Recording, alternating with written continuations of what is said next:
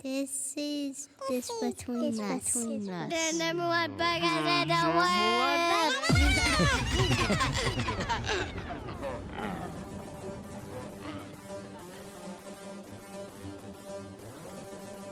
This is just between us. With your host, Camo.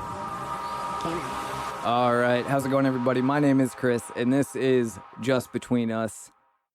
And once again with Tim? Hey, there we go. Caught the cue. Didn't even give me a countdown. He's getting better at it, which will hopefully be a continuing theme here. We're working on, fixing all of these things that we've been wanting to fix for a long time. Obviously, Tim's been away for a while, but we have some issues that have, been since the beginning, because this was the first podcast we ever started. So we didn't necessarily do everything right out of the gate, obviously. So we're going to be relaunching the show here in the very near future, possibly with a new name, possibly not. We're not entirely sure yet. I think a new name is needed at this point. We discussed that the other day at some length, but the biggest thing I think comes down to, one, availability of a name we can settle on. Right. And two, URLs, all of that stuff. I mean, there's so much that goes into it more than just us picking a name. Anybody that's ever done a podcast understands that.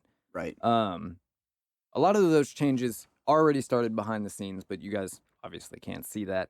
We got a new show map. We got a new layout.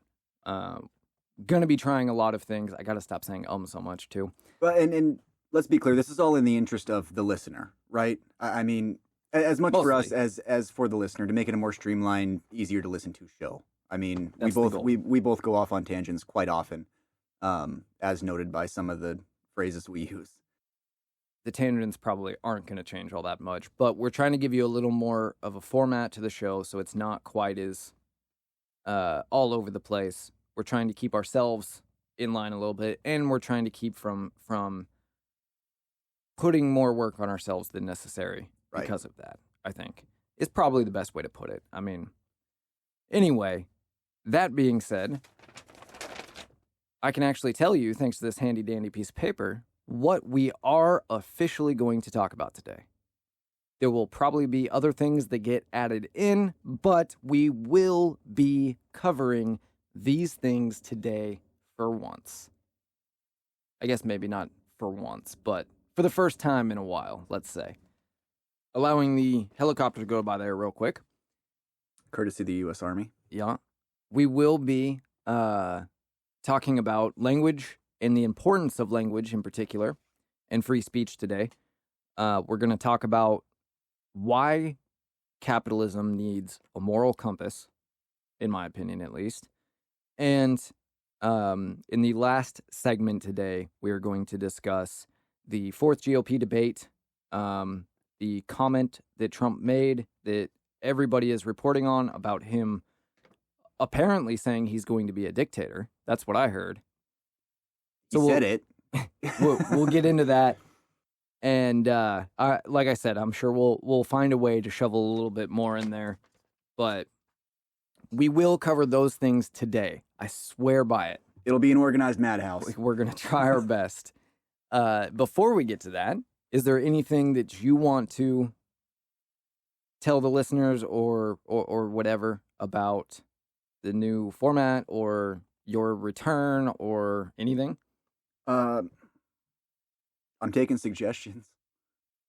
Well, I'm not sure I have any for you. That's fair. But put it in the Dropbox outside my office. As we have segments now, we have 40 more seconds we got to fill in this segment. So, well, I'm sorry I didn't crack my usual jokes. You kind of ran away with it. You didn't pass it to me or anything. I mean, well, I told you I was going to. We talked about this before, Tim. I wasn't listening. I'm not sure the new format's working out already. We'll figure it out. Adapt, overcome, improvise. There you something go. Like that. Something like that. I don't think that was the correct order. Improvise, adapt, overcome. Russia threatens military strike on Western countries, apparently. As I'm trying to fill, 30 more seconds before the bumper. I mean, I thought threats from Russia were just implied at this point. That's what I thought. Apparently, Russia's on the brink of winning the war. but we're going to have to talk about that another time because that's the bumper music. That's finally. the one. All right. Are we live? Are you going to... Tries to talk when we're not recording, doesn't talk when we are recording. You know, in show business, they have a countdown for... You couldn't see that, but I used my fingers to show 3, 2, and 1. You know, like... You want a countdown? It would be... 3, 2, 1. We're live! Okay, so on that note, as you know, and, well, as you know, I can't say the listeners know at this point, but I've been doing quite a bit of reading recently. Mm-hmm. And certainly I've brought up to you, one of the big books on my current reading list is 1984, right? And we've talked at a brief length about how he understood the importance of language, right?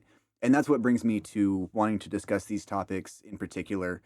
And maybe it's just because of how much reading I've been doing, but there's a lot of power in words. And if you look at the censorship in other countries, I mean, if you look at Europe, you can't even get a copy of Mein Kampf in Europe. Not that I recommend that book, but it is another book I'm reading. I do recommend that book. I recommend that book because in order to not fall for evil, you have to understand it. In order to not repeat history, you have to know history, right? And we very much agree on that. I think you took the recommendation out of context for me, right? I don't recommend picking that book up as I'm going to read this and make this my philosophy. I think you're just afraid to say I recommend a book written by Hitler. Fair enough. When I asked the library for this book... It should certainly not be the only book that you read. Right, but when I asked the library if they had this book, Mein Kampf, I said, this is really weird to be asking. I can't believe I'm saying this out loud. Do you have Mein Kampf? And she looked at me the librarian, she looked at me for a second and she goes, it's actually not that weird. A lot of people study this. Made me feel a little bit better, right? But my point is the preface of the book, preface, however you want to word it, right? Or say it, pronounce it. Preface. I'm aware. Okay. That's how we pronounce it on this show.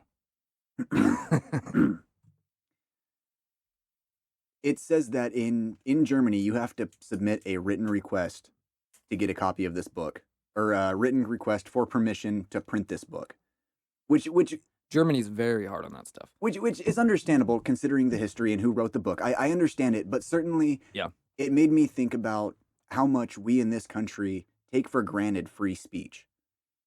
And I don't think it's something you should take for granted. I mean, certainly, it's kind of a double-edged sword, which is where I wanted to go with this, right? Because you've got all these news outlets that are putting out half-truths or lies of omission or blatant lies, right? And certainly that's acceptable under free speech. But when you look at the truth that gets put out, that's not necessarily wanted, right? The truth that needs to be spoken that nobody likes. Certainly that is much more important and much more of a... How do I word this? I think the positives of free speech outweigh the negatives. I think there's no question to that. And I think that our fundamental problem and our detriment right now is the lack of understanding what that means, what free speech means. And that is exactly speech you don't like, speech that you think is reprehensible. That is what is protected by free speech. You don't need to protect, speech that is okay or moderately you dislike. You need to protect speech that you think is reprehensible. And the biggest thing, that's society-wise, right? But then, as far as the government's concerned, the government has no business restricting any speech because the whole point of free speech, as far as our government, as far as the, that aspect of why we have it, is so that we can criticize our government. And a good example of this right now is the gag order that's placed on Donald Trump for criticizing the judge that is prosecuting him, the prosecutor, and some of the other people involved in this. That is every bit his right. It's a constitutionally guaranteed right. I don't believe in gag orders at all. There is only a handful of use cases where they were used judiciously to protect a witness or something like that. And And I acknowledge that. But the power that is given in order to do that is not worth the outcome. And the fact that it's only been used a handful of times correctly for those purposes, it's been used 10, 100, 1,000 times more to prevent people from speaking out against what the government is doing to them or to somebody else. And that is not just reprehensible, it's evil. You have to be able to criticize the government, especially when they're coming after you, especially when you're being prosecuted. Whether you're guilty or not isn't the question. It's such a fundamental thing as far as making sure, keeping your government accountable. I don't know how even to explain that to somebody that doesn't believe it or doesn't understand. You know what I mean? Right. Like, how do you make somebody that doesn't understand how fundamentally important that is understand why? You have to be able to hold your government to account. And the only way to do that, unless you're a billionaire, is with your speech. Well, certainly there's a point there, right? Or a good point to being a billionaire. But everything starts with speech. I mean, it starts with a thought, right? But in order to convey that thought, there needs to be speech. In order to further that thought, there needs to be speech. Anything constructive comes from free thinking and free speech. And those are the building blocks of, I'd say, society. And everything destructive, too. Absolutely. Absolutely. I mean, what I was just talking about, Mein Kampf. I mean, so that was the beginning of a destruction of a nation, period. And start talking about World War II. Terrible.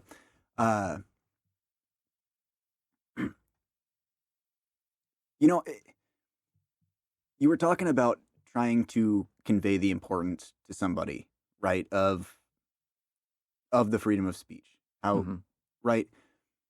To kind of go off that a little bit, just a little detour. I was talking to somebody yesterday, and oh,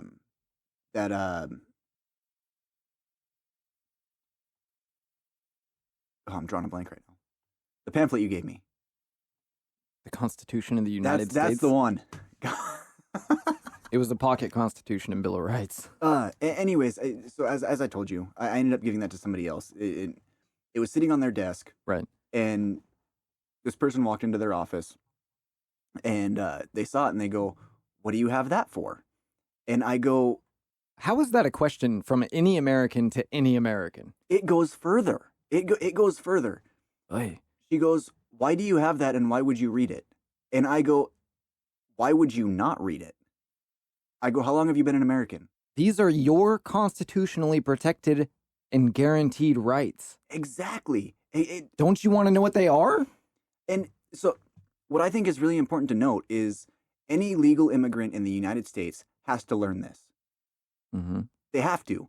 Therefore, any legal immigrant in the U.S. is probably better versed in the Constitution of the United States than most Americans. I do not remember going over, I remember talking about the Constitution. I remember talking about the Bill of Rights. We may have gone over each one time, but it should have been every single year, at least until high school. And then in high school, it should have been in depth what each one of these means. Certainly in the class of U.S. history, there should have been an entire section based on that alone. I feel like the only history that's necessary for public school is U.S. history. Now, I'm not saying there's not an importance to world history. Of course there is, and we need to know it. And I think that there are certain things that are probably, necessary to be mandatory as well. But the bare minimum we could be doing is in-depth U.S. history. The problem, right, is if you go too in-depth to U.S. history, you're now outside of what the government wants you to know about U.S. history. And that's... True. I mean... In my opinion. So, do I agree with you? Yes, very much I do. But it goes against the idea of what they're pushing. So, I mean, I don't think we'll ever see it, right? So, I wanted to... I want to give you an argument here. This is the most frequent argument that is used against free speech. We kind of covered one as far as dangerous speech, right? Right. And that's very frequently talked about today. But then also the argument, now I did cover this on the show a while back, but you weren't here for it. So I want to see, what your reaction to this. You have you can't yell fire in a crowded theater, right? The idea that free speech does not mean unlimited speech.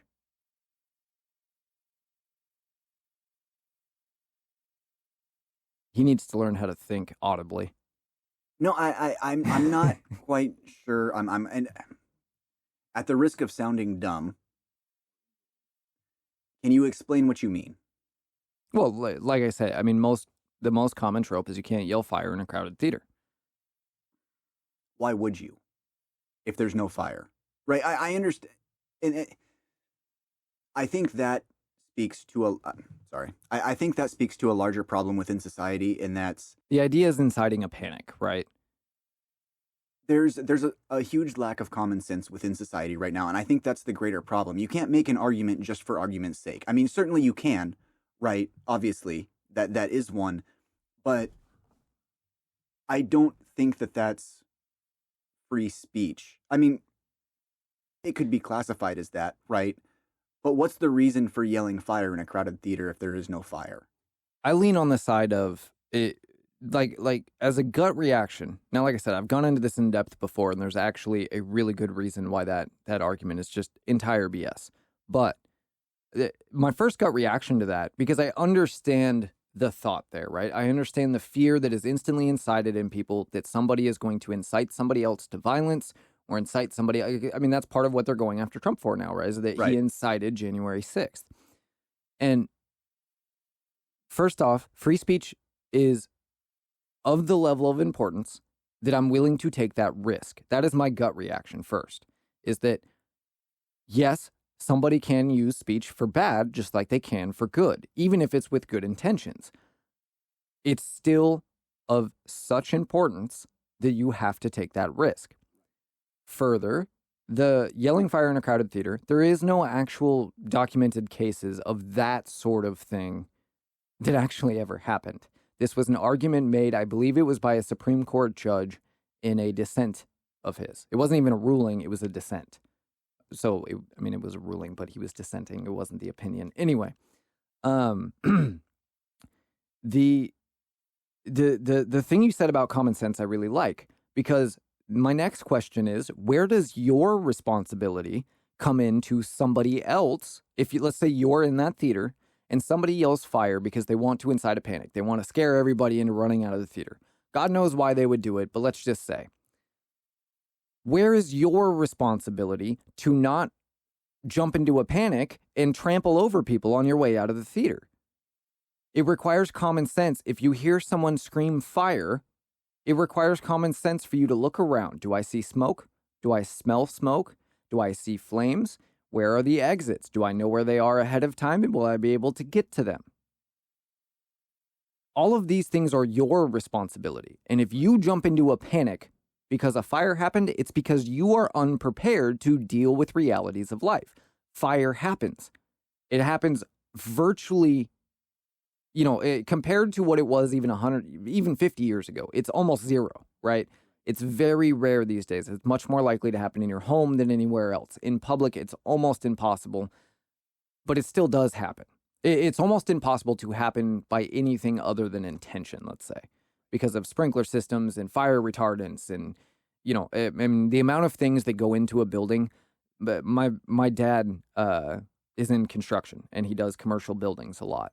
And the paint that they use on structural beams of the building, for example, is designed when it gets heated by fire to expand to create an air gap between the steel structural beams and the paint so that they don't get too hot and crumble. I mean, the level of fire preparedness and thought is insane these days, but that's not the point. The point is, if you don't already know how to deal with this by knowing where the exits are, knowing that, getting up and walking out in a orderly fashion is far more effective than stampeding, right? If you don't,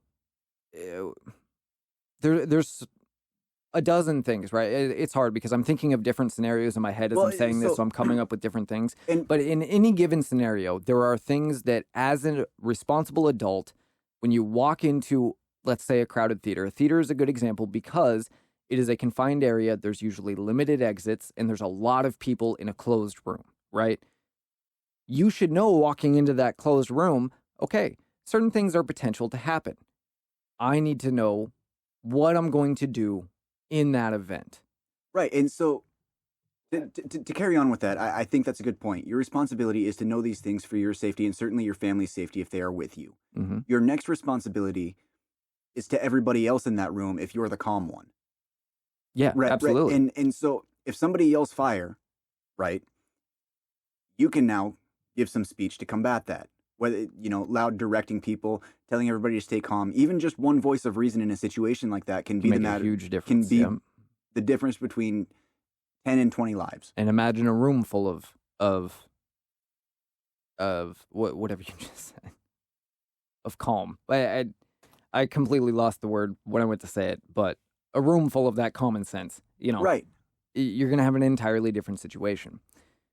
But I really like, what you said about your responsibility to everybody else, because that is, it's something we're going to talk about further in the show as well. You have a responsibility as a citizen that lives in a society. As an American, you have a responsibility to yourself first, your God, if you believe in one, and then your family, right? Your wife, and then your kids. And then you have a responsibility to your neighbors, and to your town, and to your state, and to your country. Now, all of those, how those are ordered is different for everybody, but nonetheless, everybody has those responsibilities. You may not have kids, you may not have a wife, but if you live in America, you have a responsibility socially as well. Not everybody accept those responsibilities, though. Right, and that's a whole nother thing, but that's kind of what we're talking about here. Right. Is your fear over the way somebody may incite violence or incite panic is in part due to your lack of taking responsibility, in my opinion. I can agree with that. If I was in a theater and somebody stood up and screamed fire, it's going to make no difference to me other than some irritation that somebody's interrupting my film, for example. Right. But if I don't smell smoke, if I don't see flames, I'm not going to be freaking out. If I do, or if I believe that there is some sort of reason to believe this individual, I know exactly where I'm headed, how I'm getting there, and I know that I'm probably better off waiting for the panic to die down before I get out of my seat and do anything. Because I know that's how crowds react, right? And then the other thing is, anytime that this is really a possibility is on private property, and your rights do not extend to somebody else's private property. And that's part of why this idea in general doesn't exist, right? Because if you're in a theater, that theater is owned by somebody. You're paying somebody for that ticket to watch that movie there. If somebody were to interrupt the film to try and incite a panic to yell fire, he's going to be removed from that theater. There's rules when you go into a theater that unless there's an actual emergency, you're not going to stand up and interrupt the film, right? That's part of adhering to those rules. That does not infringe on your right to free speech because you're going on to somebody else's property in order to watch a movie. You are agreeing to go by whatever their rules are to be on their property. Right. And so that's where the overlap is. Yes, there are rules on speech, but those rules cannot come from government because government, thanks to the Constitution, the way our government is designed is they are not supposed to have any ability to curb free speech. Now, I think the last thing that I want to throw to you on this is the next argument, right, is not just the incitement of panic, but of violence. You can't say, so there's incitement, but then there's also threats, right? Right. I can say, man, I really wish Tim would walk off a cliff. I can't say, I want to push Tim, or I'm going to push Tim off a cliff. I can say I want to, but I can't say I'm going to push you off a cliff, right? That's that would be a threat, and that is something that you could cause action to, right? You could have me arrested, or at least, a police report filed, whatever it is. So, again, the belief is that that's a limit on free speech and proves free speech is not unlimited. I think there's a valid point to that, but again, within society you have to have laws, right? And the laws are supposed to ensure the safety of the citizens within that republic or that society. And so if I threaten you, that, as you said, goes against your safety, right? Right. However I word it, whatever's said. I don't like the word safety, but go ahead. Okay. You can't ensure everybody's safety. You just can't. No, but that's the basic idea, right? It's the general idea, sure. Honestly, I think that the purpose of laws, first and foremost, is to protect people's rights. I agree with that, but I really hate it when you start making sense. No, start splitting hairs with me. Sorry. The whole point of this is language matters, and that's why I don't like the word safety, because it implies something that's not true. You can't guarantee people's safety. A law does not ensure your safety. If it did, nobody would ever be murdered. Right. The reason of the law is to punish somebody that does that morally wrong thing.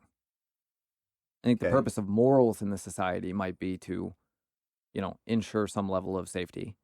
I don't know that law is, because law doesn't protect you. It punishes the person that harmed you. I think we should pin that and come back to that on a separate conversation, because I think there's a lot to be had there. Sure. But damn, I lost my train of thought. I'm sorry, Doug. I wasn't trying to do that. You're good. You're good. It's gone. Okay. Train left the station. So I think that something that you would have come to ultimately is the reason why that threat is not an infringement on somebody's free speech is because you're trying to infringe on somebody else's right by doing that. Right, and that's I guess what I was going to come back to. The main point of what I was going to say is, why would you threaten somebody? Right? I mean, obviously you make them mad, whatever the case may be. There's plenty of reasons to threaten somebody, at least argumentatively, right? But why would you? If your moral compass is in the right direction. Right, but it's a common sense sort of thing. Coming back to the fire in a theater. Mm-hmm. I don't understand why you would do that, knowing what the consequences would be. Well, but the thing is, there are people that do immoral things. There are people that don't think rationally, right? So that matters, because we have to live with that in society. Right. I think, again, though, you come back to your own personal responsibility. If somebody threatens to harm me in particular, whether it's in front of me or not, I'm not going to report them for it. It would have to be some extreme circumstances where they have some, special capabilities or something that the average person doesn't have. But if I'm in a bar, right, and some guy wants to fight and he says, I'm going to kill you, right? I'm not particularly concerned about that, because I know I can protect myself. And so I'm not going to, I'm going to try to de-escalate the situation. I'm going to get out of the situation. If it comes down to having to defend myself, I'm going to do that. But I'm not going to do anything about it after that, because, regardless of how immoral it was for him to say it, regardless of how illegal it might have been for him to say it, I'm not concerned about it, because I know I can protect myself. Right. Now, somebody threatening my family, I feel like, again, I don't have much care about getting the law involved in that necessarily. Again, unless we're talking about somebody, if a police officer did it, he's got special privileges that other people don't have, right? If somebody that, say, if a private merc who works for a private military outfit, he's got abilities that I can't necessarily protect against, right? Right. But as far as the average person, I feel like if you threaten someone's family, for example, if somebody were to threaten my sons or whatever, at that point you forfeit your right to your own safety. At that point, we used to say those are fighting words, right? Right. At that point, I feel like I am now within my, at least, perhaps not legally, but at least morally, I am within the right to act first if necessary, if I believe this to be a credible threat, right? In which case, in a moral society, one, I would be. Even if it was illegal, no jury would convict me if we lived in a moral society. And two, that's my belief at least. I hold that belief. And two, it's the same thing. Unless there's some sort of extenuating circumstance here, then it comes down to, can I protect my family or not? And if I can, then I don't need the government to come in and punish him for saying words. It's not the words, it's the action.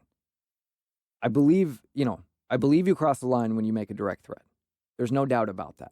Whether or not the government should have any control over that, I always am going to lean towards the side of free speech. Right. Even if I don't, even if my inclination is to say, well, if somebody issues a direct threat, that should be punishable by law, right? That might be my inclination. But I believe that free speech is important enough that you just have to accept that risk, right? Now, the case is that you can't legally do that in our society. But again, that's because it has to be a direct threat. And if it is a direct threat, I am going to do this to somebody at this time or right now or whatever. Right. It's your intent that you're being, that's being limited, not your speech. It's not the fact that you said something vile. It's the fact that you are announcing the fact you are going to do an illegal action. Does that make sense? No, absolutely. And maybe that's splitting hairs, but I don't see that as the same as limiting speech. I think that's the nail on the head when it comes to that. Probably, certainly far better than I could put it if I was trying to come to that. To be fair, like I said, I did an episode that sort of dove into this a little bit before, but it was a while back now. So, at the intro, something I mentioned is I'm reading 1984, George Orwell, right? Mm-hmm. With free speech or with language being important, I think that's something Orwell understood very well, right? And certainly we can see it in 1984. They shorten the English language to what they call as INGSOC, English Socialism. Okay. And they do away right off the top with half the words in the dictionary. So it's no longer good and bad. It is good and ungood. Okay. So I think part of that is something I think part of that is something we're seeing right now, at least twisting the language coming 100%. down from government. Maybe not necessarily getting rid of words, but certainly changing the definition. Changing the definition and changing. That was what the side was for, because this is a whole section of this that we haven't covered that is equally as important, in my opinion. One of the case word in point for me is, if you look at the social movement or equal rights movement of the 60s, right? It was equality. If you look at the verbiage coming out of the Biden administration from the very first day in office, is social equity. Yep. Two very different words. Very different words. Very different words, meanings. But they sound similar. And to the average person who doesn't know that. Exactly. Including myself for a long time. Well, I mean, right off the top, it didn't sound right but I looked into it. I noticed the difference. I didn't know the difference in the meaning of the words. So having looked into it, equal opportunity is much different than equal outcome, right? So, though it sounds the same, clearly the definition is different. And you can't guarantee the outcome for two different individuals unless they have the same equality. It's an incomplete thought, and I apologize for that. Realistically, my bad. There we go. Realistically, you can't have, it's either or. You can't have equality and equity.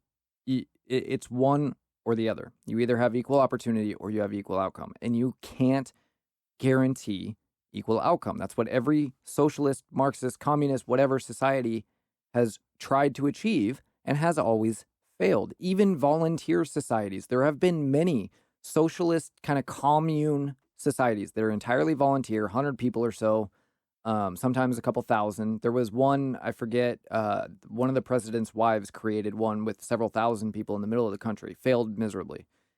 They never work, even on this small scale, because what you can't guarantee is everyone is going to put in the equal amount of effort.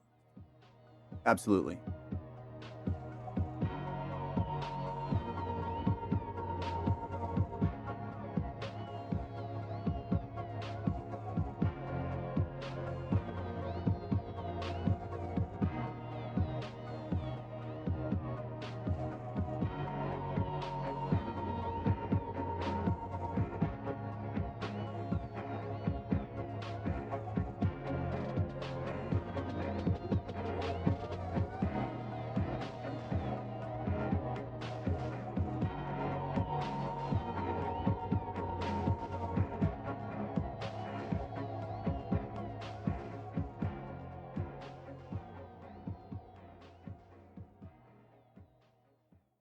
All right. I didn't realize that just dropped off like that. We're gonna have to soften that up a little bit.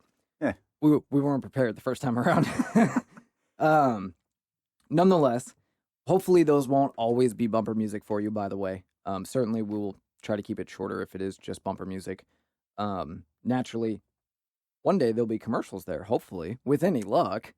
But we do have some. I don't believe in luck. I don't believe in luck, stuff. actually. Not anymore. I don't really either. That's but... worth talking about at some point, too. Okay. Put a pin in it for now. That's fine. That's A-okay. Anyway. The corkboard's full, by the way. It's been full. There's Post-it notes on the floor piling up now. Nonetheless, I don't even remember what I was saying at this point. So, might as well get to the topic we're supposed to be talking about. And this is the way we've set this up. Kind of the first topic today was Tim's. This is going to be mine. And this is capitalism needs a moral compass. And despite the fact this is my topic and I'm bringing it in, Tim actually has something here to set it off that I think is a really good place to start. So, as I told you, I picked up the book yesterday. It's called Reading Against Democracy. Can't remember the author. Not really that important at this point in time. The premise of this book is the skew of the moral compass in companies profiting off of so-called reading programs. Okay. So education. Right. The art of teaching reading the art of reading instruction in America has been solely based for a long time on what companies are pushing to schools on a federal level. Right. And I don't think that's morally acceptable because their own any company is pretty much only interested in the profits, not in getting these children to read. Right. And so I think, to go off what you're saying, capitalism needing a moral compass, or the importance of a moral compass in capitalism, I think that's an important place to start. Absolutely. Well, and that's really the heart of this, right? Is that companies today are only driven by profit. And I never thought I'd say that, but here I am. So, I mean, that sounds very, anti-capitalist of me to say, but bear with me because that's not the point of this. I am 100% pro-capitalism. I think capitalism combined with the American system is the best thing that has ever happened to mankind, period, to society, period. But what's important is the way, because capitalism has been done before, right? We're not the first society to ever utilize capitalism. We're certainly the first to embrace it wholeheartedly, I think. I don't know. Honestly, I got to look into that. I got to look into more about capitalism in history. I know more about, other things, I guess. Nonetheless, what was important and what was effective about what we did it and what's lifted half the world out of poverty is the combination of capitalism with the American constitutional republic. And that requires a moral compass to drive it. It wasn't until I want to say it was the 80s. I think I touched on this in a previous podcast. If not, I stumbled across this while researching for a previous podcast. It wasn't until it was the 60s or the 80s that business schools started changing the way that they taught business into only being concerned with shareholders and profit. And I think that that is a huge portion of where we went wrong when it comes to business and capitalism. Because you have to profit to run a business, right? There's no question about that. Profits are definitely one of the most important things. But is it the most important thing? I would argue that it's not and that it shouldn't be. Now, maybe there are some businesses where it's the only thing that matters, and that's fine, depending on what that business does. But certainly, when it comes to businesses providing reading material to schools, which part of the problem there has to do with the federalization of the system anyway, but that's, absolutely, again, conversation for another time. But those companies cannot be only concerned about profit, because then they're only going to offer the books that are most profitable for them. Now, on one hand, a book is a book, and you can kind of put whatever you want in it as far as, changing profit doesn't necessarily, it depends, right? It also depends on what the demand is. But the demand from the school might not be the same as the demand from the people sending their kids to that school. Right. Theoretically, it should be. But when the government's in the middle of that, it doesn't end up being. And then you have Then you have teachers, too. So you've got 4 different groups with 4 different goals, all trying to achieve the same thing, but by different means and with semi-different ideas of what the end is supposed to look like. Right. The ultimate goal is the same, but what that end looks like is slightly skewed based on which group we're talking about. Sure. Well, it could be drastically different depending on which group we're talking about. True. For example, what I want my kid to be learning in school is probably drastically different from what even his current teacher wants him to be learning.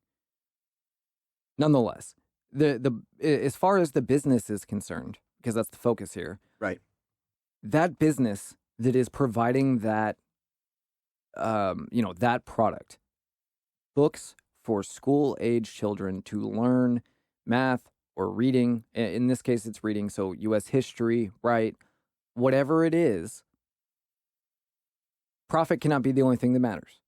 Right. It just can't be. It has to matter to them what the future generation is learning. So we gave it a pinpoint, right? Let's broaden a little bit. I think the more important thing is to develop a good product. If you have a good product and you have a reason for providing that product, the profits will come, right? Absolutely. And so I put that up there as well. Based on the development of that product, I think that's where the morality comes in, right? I disagree with that. I see what you're saying, and I agree. I think that developing a good product should be above profits. I think profits, I haven't fully worked out where it should be, but at least as of right now, I think profits should be third. Developing a good and useful product should be second, and morals need to be first. Right, but what I'm saying is if morally you're in the right place developing that product, okay, right? They kind of go hand in hand. I mean, what's your reason for developing a product? Is it because you want high profits, or is it because you see a need for that product and know it can provide a good service? And I see what you're saying, but the product doesn't provide the morality, is what I'm saying. Having the correct morals when you develop the product creates a moral drive. Absolutely. No doubt about that. But I still think the morals are separate because, the product, creating the product is not going to give you morals. True. When we're talking about providing books for schools, you have to have a belief in what you're doing. You have to believe that educating the next generation is important, and educating them better than the last generation is important. You also have to, and this is the hardest part, because I think that a lot of people, when it comes to schools, for example, not necessarily the people providing the books, maybe, but for example, the teachers, another one of those, competing aspects as far as what ends up going to the student, they probably believe that is what they're worried about, or they are, that is what they're worried about, but their idea of what that is might be very different from what that student actually needs to be learning, right? And what's going to be the most beneficial to society as a whole. A good example of what I'm trying to say there is, when it comes to the trans thing, for example, you and I hold a very different belief, obviously, from the average liberal on this, which is that encouraging transitioning is wrong. We don't believe that because we have some sort of fear of trans people or some sort of fear that trans people being in public is going to damage my kids psychologically somehow. That's not it at all. We believe, because of the evidence that exists, that it's harmful to that person and to everybody around that person as a exchange of being harmful to them, to promote that belief for them, to give in to that belief to them. Something is not correct if you reject the body you are born with. Now, this is all my opinion, right? But because of the evidence that I've been presented in my life, there has to be something that's not correct about you rejecting that body. And so encouraging you to spite your body, to wish to literally dismember it or disfigure it, that's not healthy.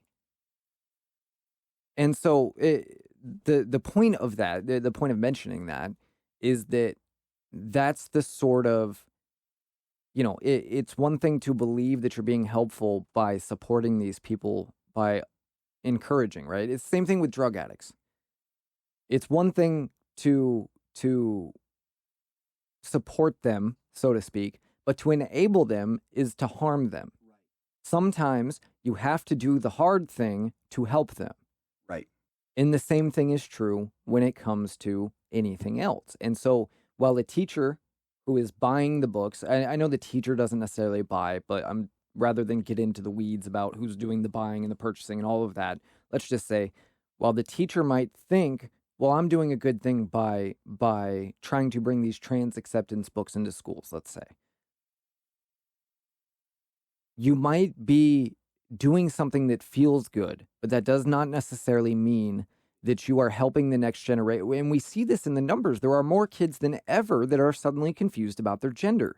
Is that really a good place for society to be? Because if you are confused, make no mistake, if you're confused about your gender, you're confused about who you are. Right. Because your gender is part of who you are, like it or not. There are things we all don't like about ourselves, but our only choice is to accept them if we want to live a healthy, happy life. Well, I don't...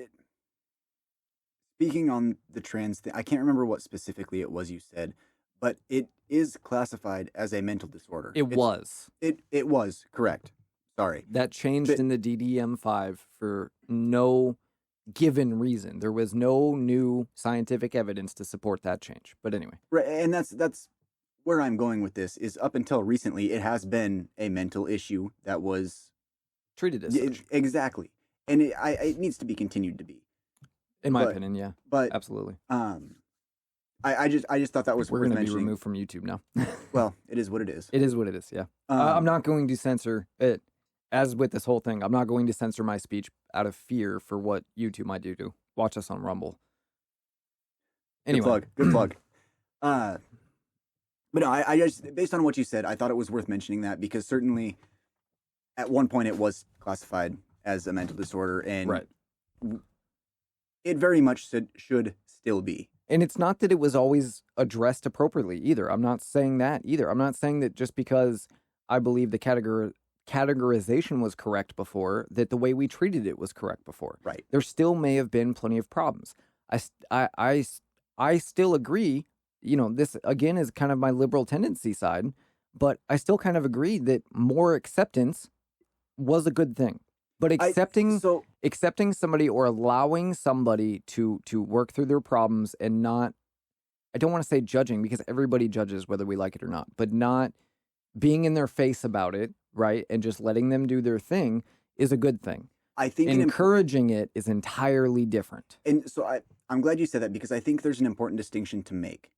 acceptance, I don't think is the word that we should use. Right, and that's why I think removing the stigma is a better way to put it. There you go. Because there are many... I think that's been done at this point, though. Well, fair enough, but only to a certain degree, in my opinion, without getting into that. But well, it's almost gone the other way because they went too far with it. We went from removing the stigma to encouraging it 100%, and that's not a healthy direction, in my opinion. Right. But right. We need to get back to what we're actually trying to talk about here, which is the morality of necessary for capitalism. And so back to, where business schools made this change to it's only matter, all that matters is driving share price and profits.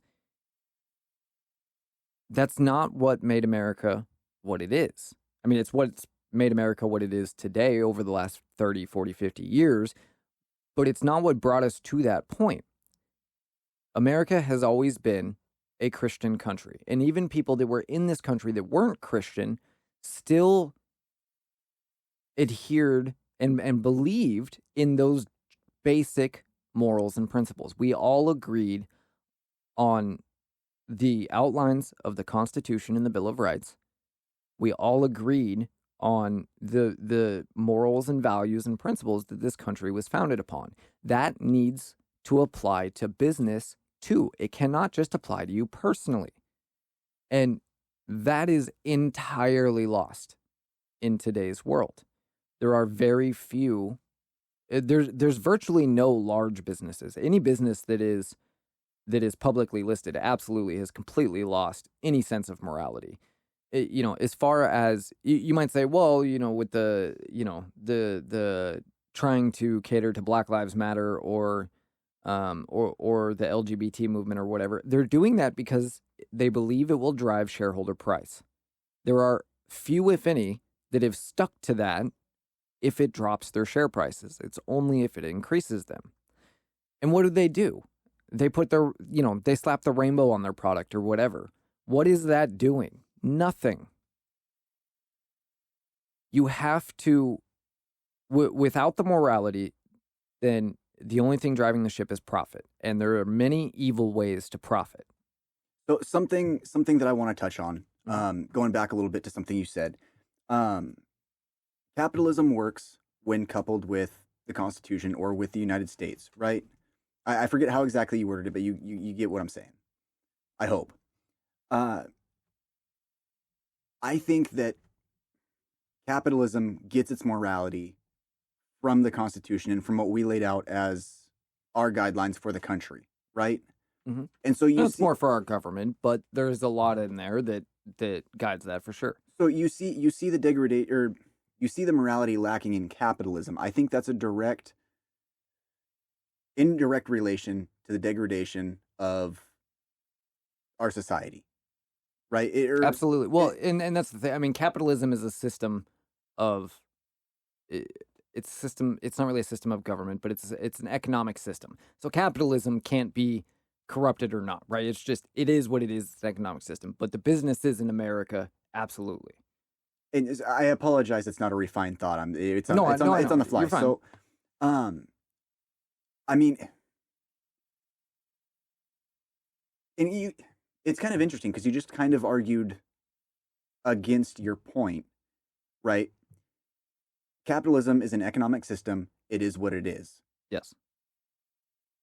How can that be moral or immoral? And I'm playing devil's advocate on this just because I want to see what you have to say about it. But I think it's a fair argument if somebody wanted to come to you with that. I think it's a lack of clarification of what I was saying from the beginning. Capitalism is amoral. It can be either or. It depends on how you utilize it. And my concern is that business, as a whole in America, as well as government, but that's a whole other topic. Business in America, because it is no longer being guided by morals and being guided only by profits, some might be more moral, some might be less, but because it's not being driven by morals, there's a wide realm of what's out there. And is certainly in large business, I think we see far more immorality and decisions that harm people than we have in the past. And I think that's because we've changed what's driving the ship from morals over to profits and share value. But what's important too is that this leads to, or at least is a part of, I think, where we have so much animosity in America, and this is in part because a lot of these people have been taught that capitalism is the root of all their problems rather than the root of all of their luxuries in life. But part of what allows that animosity to build, that can't build as large as it has without some truth to it. And there's certainly many things in the American capitalist society that you can point to that are problems, that are harming people, right? And when I say harming people, I don't necessarily mean physically or directly, but, they're unfair business practices, things like that, right? Right. What allows that kind of socialist sentiment, that anti-capitalist sentiment to grow is that lack of morality and that lack of direction in the business. Because if part of what's important in your business is not just, so I think profits have dropped down to number 4 now. If it's not just profits, but morals and care, and this comes back to your duty as a citizen, you have to care about your employees too. If you're going to have people working for you, if you're going to start a business and you need help in order to make that business run, yes, you're paying somebody to do the work, and that is the only thing that you owe that person, as far as, you might even say morally, right? Even if you want to say morally, that's the extent of what you owe. Whatever you agree to pay them, if that includes benefits, whatever, right? Perhaps that's the extent. But as a citizen of this country, as a moral person, as somebody that cares about their neighbor and treats them and treats them as if they are family to the best of their ability, because that's part of it, is ability, and not every company can do the same thing that every other company can. You have to worry about taking care of them too. And what leads to Obamacare, for example, is the number of businesses that are so worried about cutting the bottom dollar that they continue to cut their health care for employees down over and over and over, and things along those lines. Cutting down the days, the amount of days off, right? Bare minimum with the wage. And I have a problem with minimum wage, obviously, but the point is you should still be paying the most that you can. You shouldn't be trying to pay the least that you can. You should be trying to pay the most that you can reasonably while still running a profitable business, because you care about the people that are dedicating their time to work for you. Without that, you start to foment some real anger, right? When you have people that dedicate their entire lives to your factory and to making your factory profitable and work. Yes, in exchange for money, but they're dedicating their entire life. It's not just money. You have to, when you have somebody that dedicates that time, right? 60 years on the assembly line, they've given everything to this job. They've always shown up on time. They've always been the one to come in, when overtime is needed or whatever.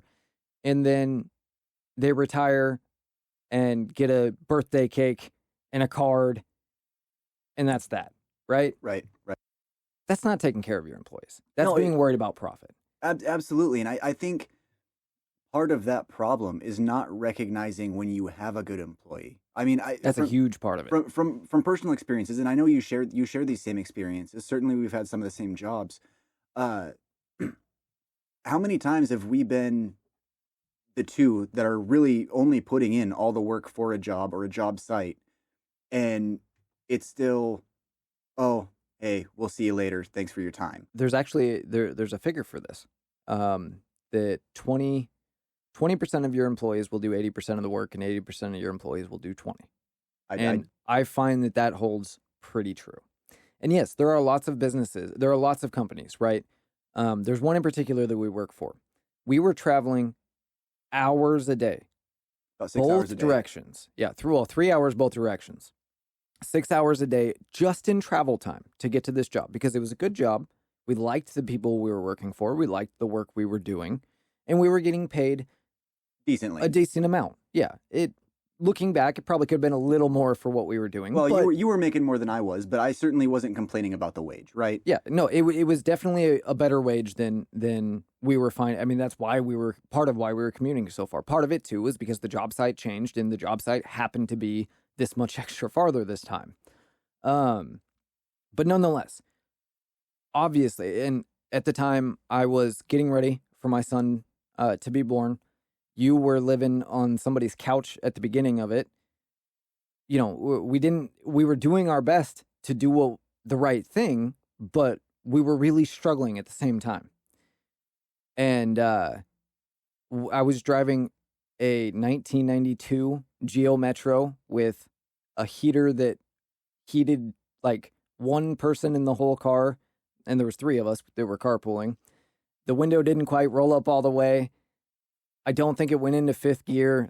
And each tire on this thing was worse than the other. Like, there was nothing redeemable about this car except the fact that it continued to get us to work. We were really on the last leg trying to make this work because we cared about this job. We wanted to keep this job. But obviously, because of all of these other factors, it made it hard for us to always be there exactly on time when we needed to be. Right. And we always showed up.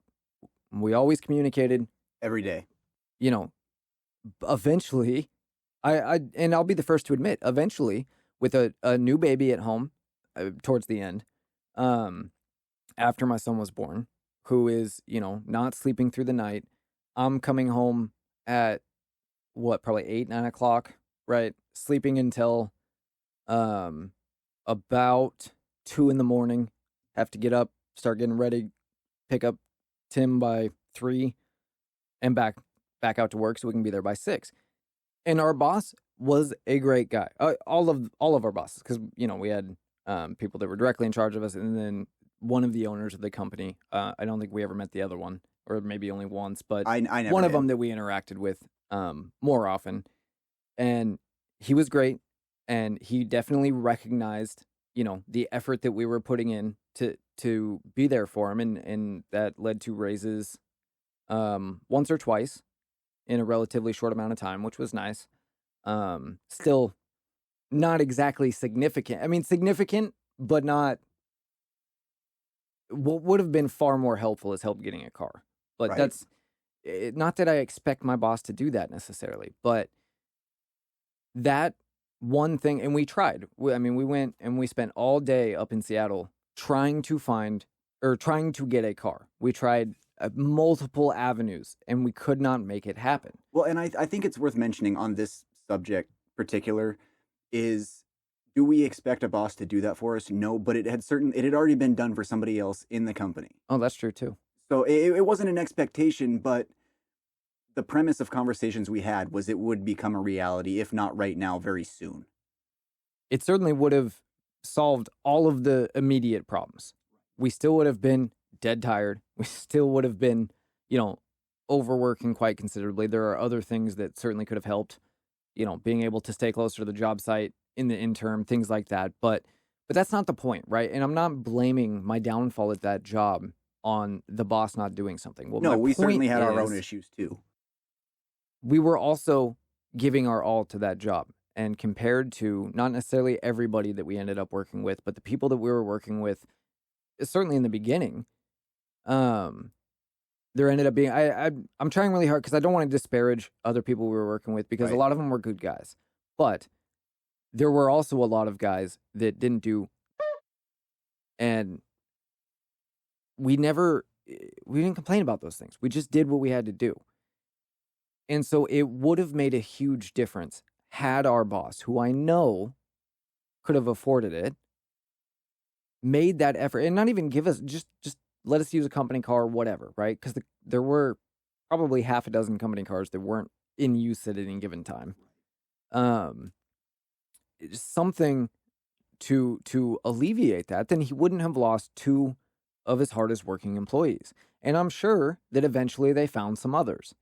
But that's not the point. The point is, had our boss gone that extra length for us, that would have been even harder that we would have worked for him. Absolutely. And by taking care, and I believe that his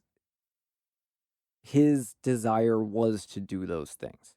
I don't know what was going on in his life. I don't know how his finances worked. I believe, based on what I knew about the business and all appearances, that there was some money to play around with, but that's also just my belief too. Right. But the point is, if you have that, if you take care of your employees, the ones that are actually doing the work for you, because there's also a lot of people that want to just, roll out of bed and roll into work late whenever they feel like, right?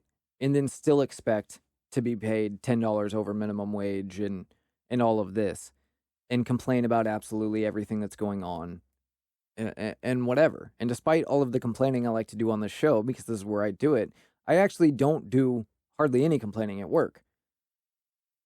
Well, there's no unless point, there's right? Unless there's a legitimate like safety concern or something, then the work's got to be done, and that's what I'm being paid to do, right?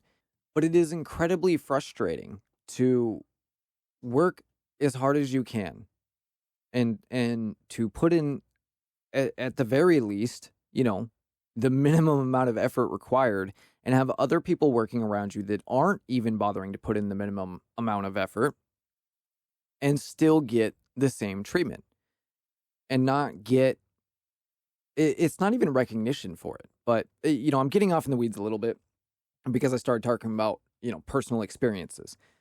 The point is, when you care about your employees, you're not just going to have a better running company. You're not just going to have better dedication. And this isn't a fix-all. It's not going to eliminate bad employees, right? You're still going to have bad employees. But when people know that you are doing all you can for them, they are far more willing to do all they can for you.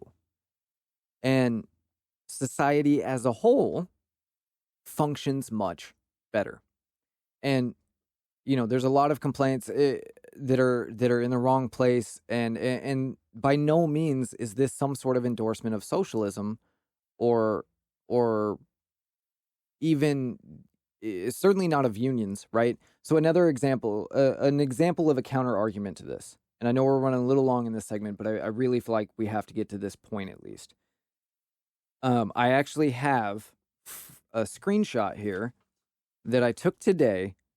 This is from the UAW, which is the United Auto Workers Union.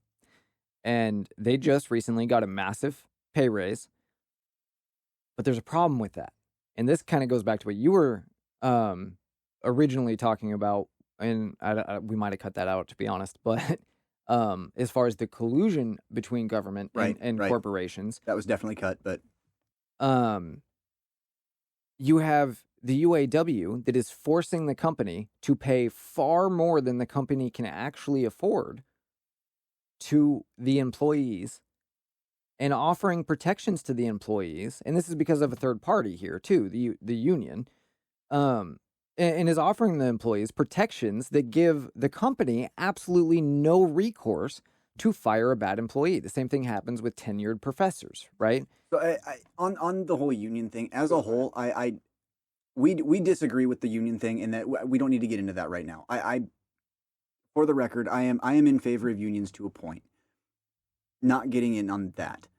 Hold on, I refined my opinion on this. I am in favor of any union that does not take taxpayer subsidies in any form.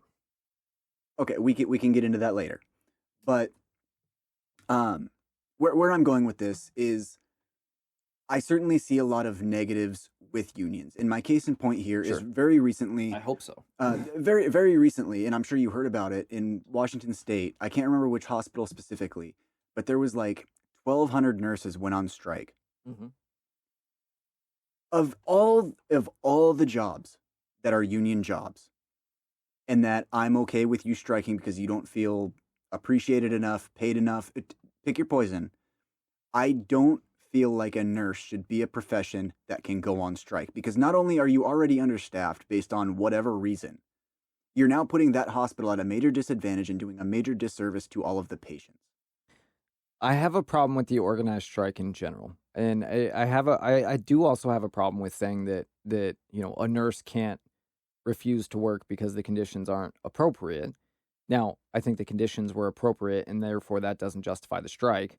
But anytime you work for somebody, it's a mutual agreement, right? And so you have just as much right to terminate that agreement if you don't agree with the terms. But there are certainly issues. I mean, the problem with that strike was it was during the pandemic, and that is certainly a time when morally moral person. This was just a month or two ago. Oh, I didn't hear about that one. In that case, it depends, because I don't know exactly, I don't know the situation, so I don't know.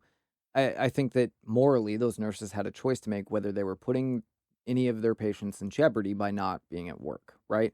Most likely because they're nurses. But at the same time, again, if something is legitimately unfair, that comes down to, again, being driven by morals, right? Right. That solves the problem on both sides. But, for example, the teachers union went on strike this last year, the year before that. And when do they do it? They don't do it at the beginning of summer when they know, they don't have to teach for the next 3 months, even though they're getting paid all summer. They do it right at the beginning of the school year. And so several kids didn't start school. Not this last one because it was agreed before school started, but I think it was the one before that. Several kids in that area, which is nearby, anyway, they didn't start school until way late, like 1 or 2 months late, because the teachers were on strike. And then, regardless, and this kind of comes back to my issue with, I don't have a problem with a union, where in the sense that I don't have a problem with a bunch of people getting together, choosing a direct representative to go and talk to the boss, right? Right.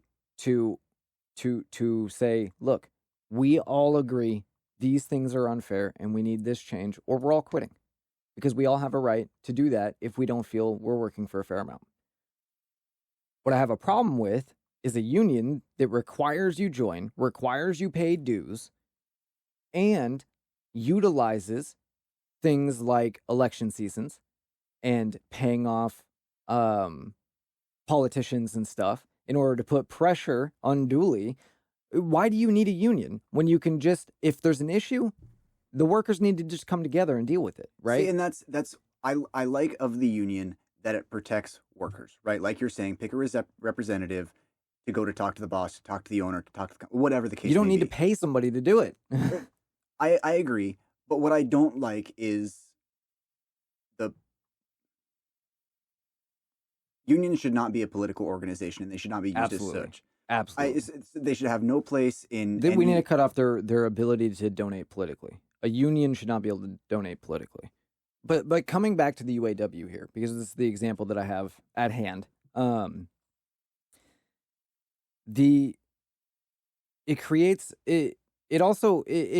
Let me put it this way. So let's talk about GM in particular, because the example that I have correlates to them. If GM was a moral company, then there wouldn't be such an issue. But instead, GM is driven by profits. And that means also appeasing both the union and political opinion. Public opinion. Public opinion is not always the moral thing to do.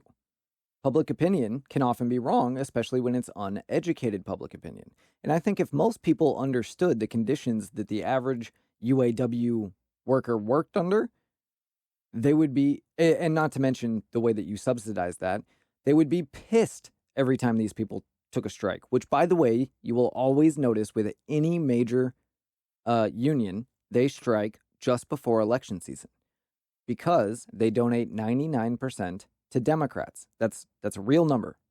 OpenSecrets.org will tell you, where money moves in campaigns.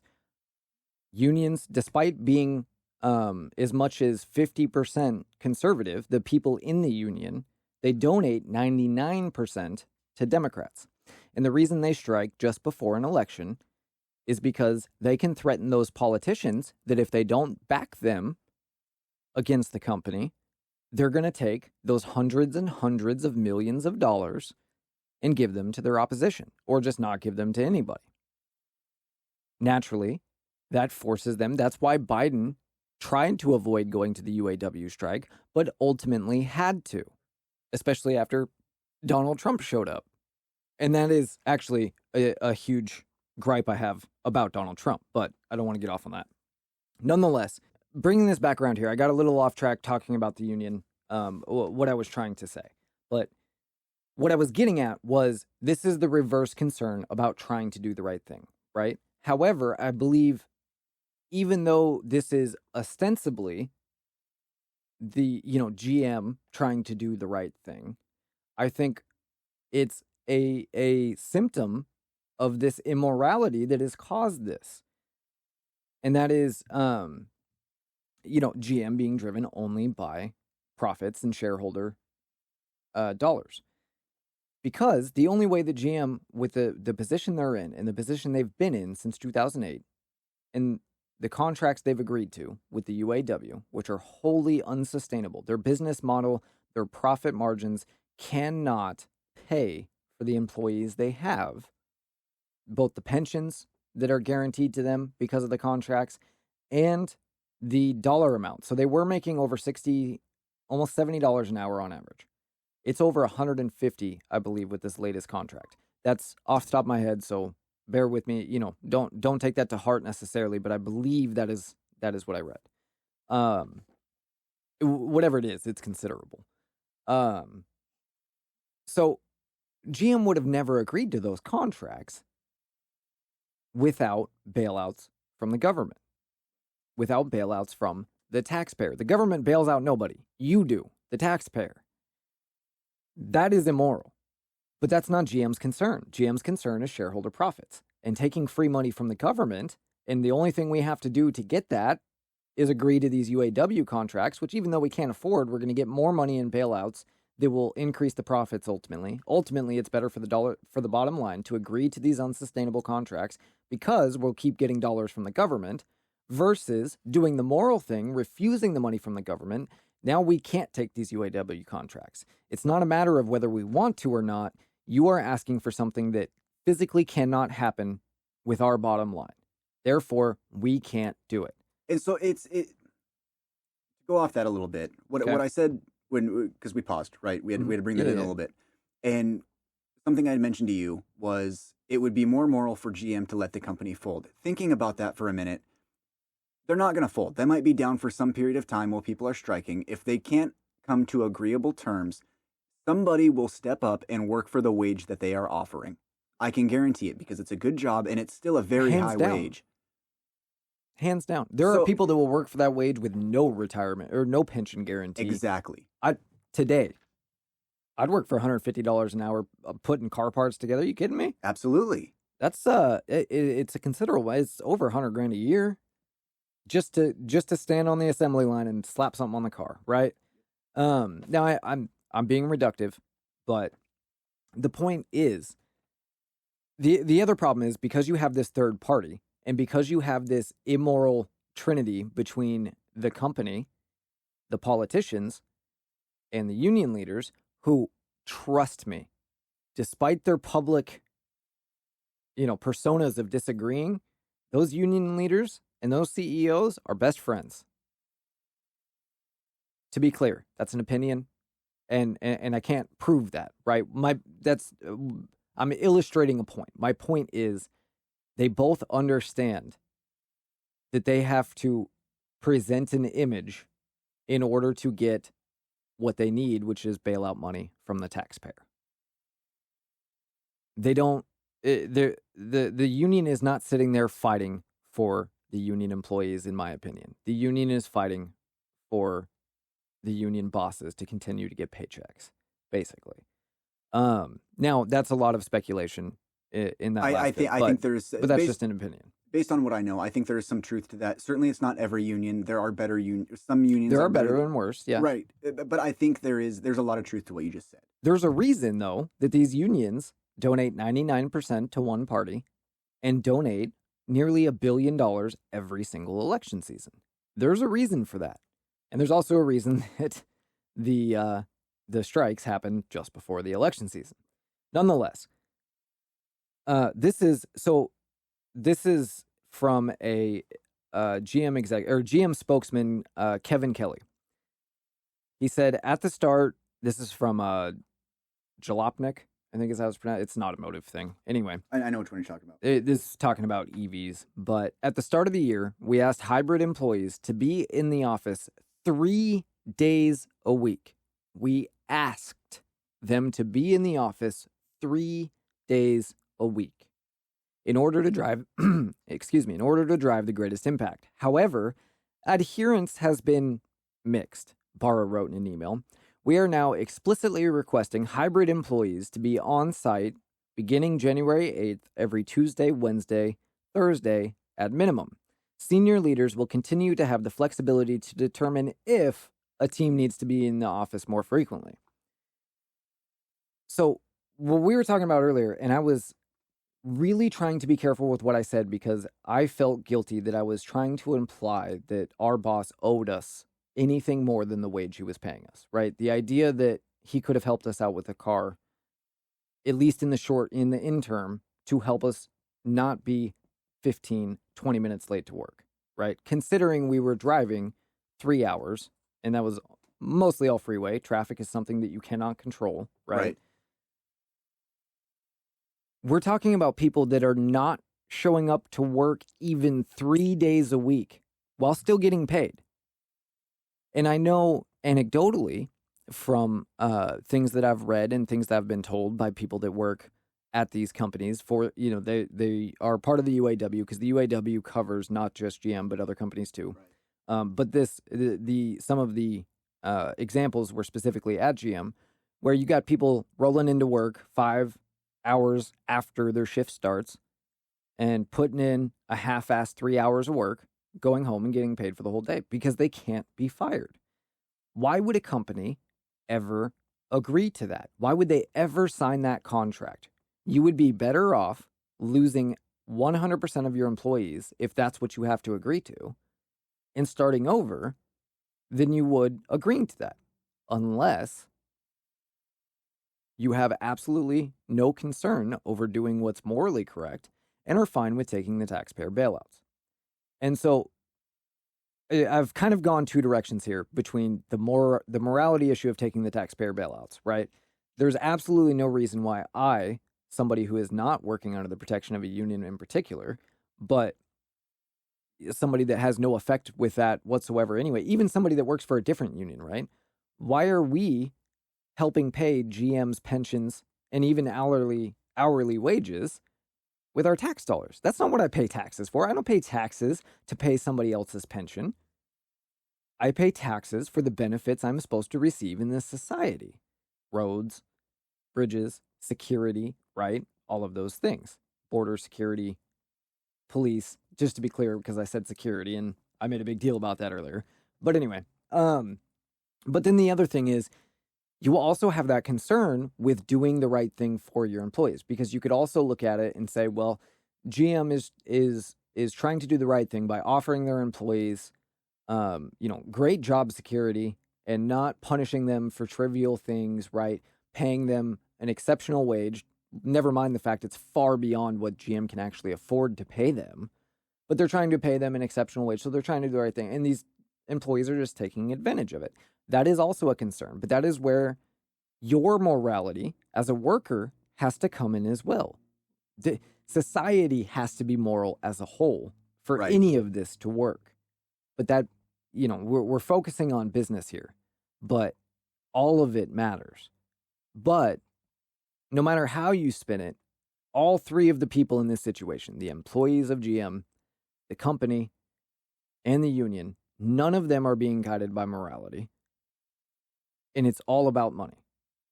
And that has created what it's created. And that's part of what's driven the frustrations against capitalism. It's not capitalism.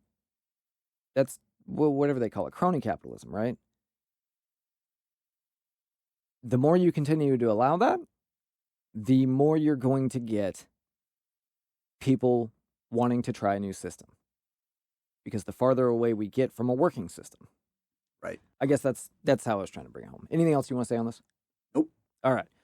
Let's take a quick break, and when we come back, we will have a couple news updates for you, primarily on the GOP debate.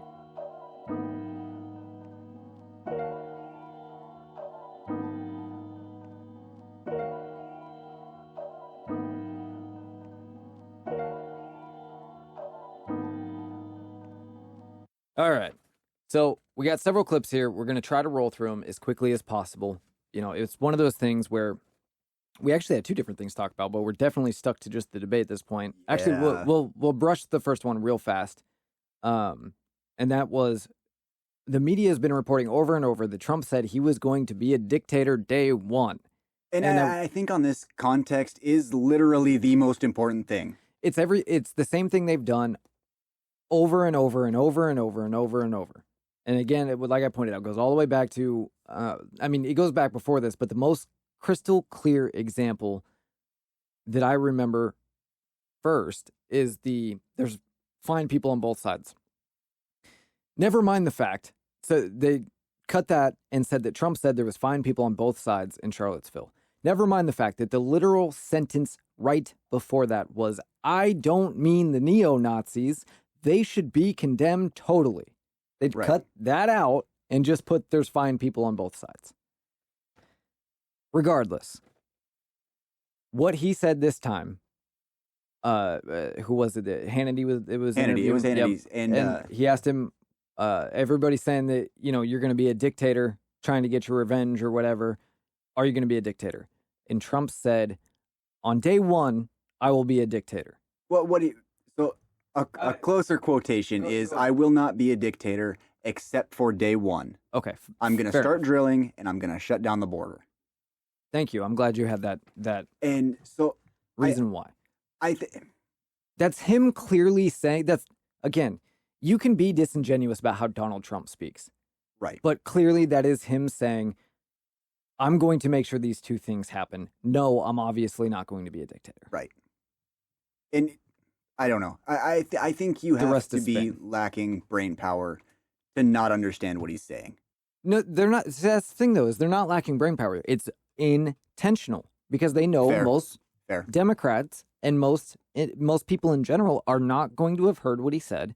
They're not going to go find what he said. They're going to trust what they are saying. Because why would you lie about something so blatantly? I don't know. Why would you? Anyway. Fourth GOP debate. I will say right off the bat that I think this debate was probably the best handled. And that's interesting because this was not by one of the mainstream media outlets. This was by News Nation. News Nation. Thank you. Apparently, don't quote me on this, but I think I heard a figure that it's the quickest rising news platform out there right now. Doesn't surprise me. At least as far as mainstream, like having a channel, right, that's accessed. Right. Anyways. It doesn't surprise me, especially with Fox, completely destroying their whole business. Right. Anyway. Imploding. Desperately. Surprisingly, I think they ran the debate better than anybody. I think they did the best job trying to moderate. I still have my issues with the 4 people on stage, the crowd, but they did the best job at keeping people on track. There was only one real place that either of us noticed where it really got into an argument, a screaming match. Well, so, and I noticed looking through the clips that we curated for the show here. Make it sound so official. Well, it is. Fancy. I think it's important to note that you didn't catch the first half of the debate, right? I tried watching highlights. I said, there's no way I can catch the main points. I have to watch the whole thing. And so it's, being that you were skipping through it, the first 17 minutes was mostly just back and forth. I mean, you couldn't hear the moderators. You couldn't hear what anybody was saying. They were just yelling. And so you didn't catch all of that. But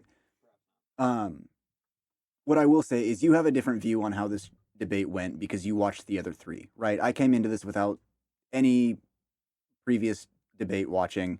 And so I think it was still a shit show, more or less. It always is. And that's in part because of the platform. Like I've said before, I don't remember if it was on the show or just in discussing with you. Right. I really think, I think we said this on the last show. I think so too. That it needs to be, somehow bracketed for. It needs to be one-on-one. And I'd much prefer taking away the crowd as well.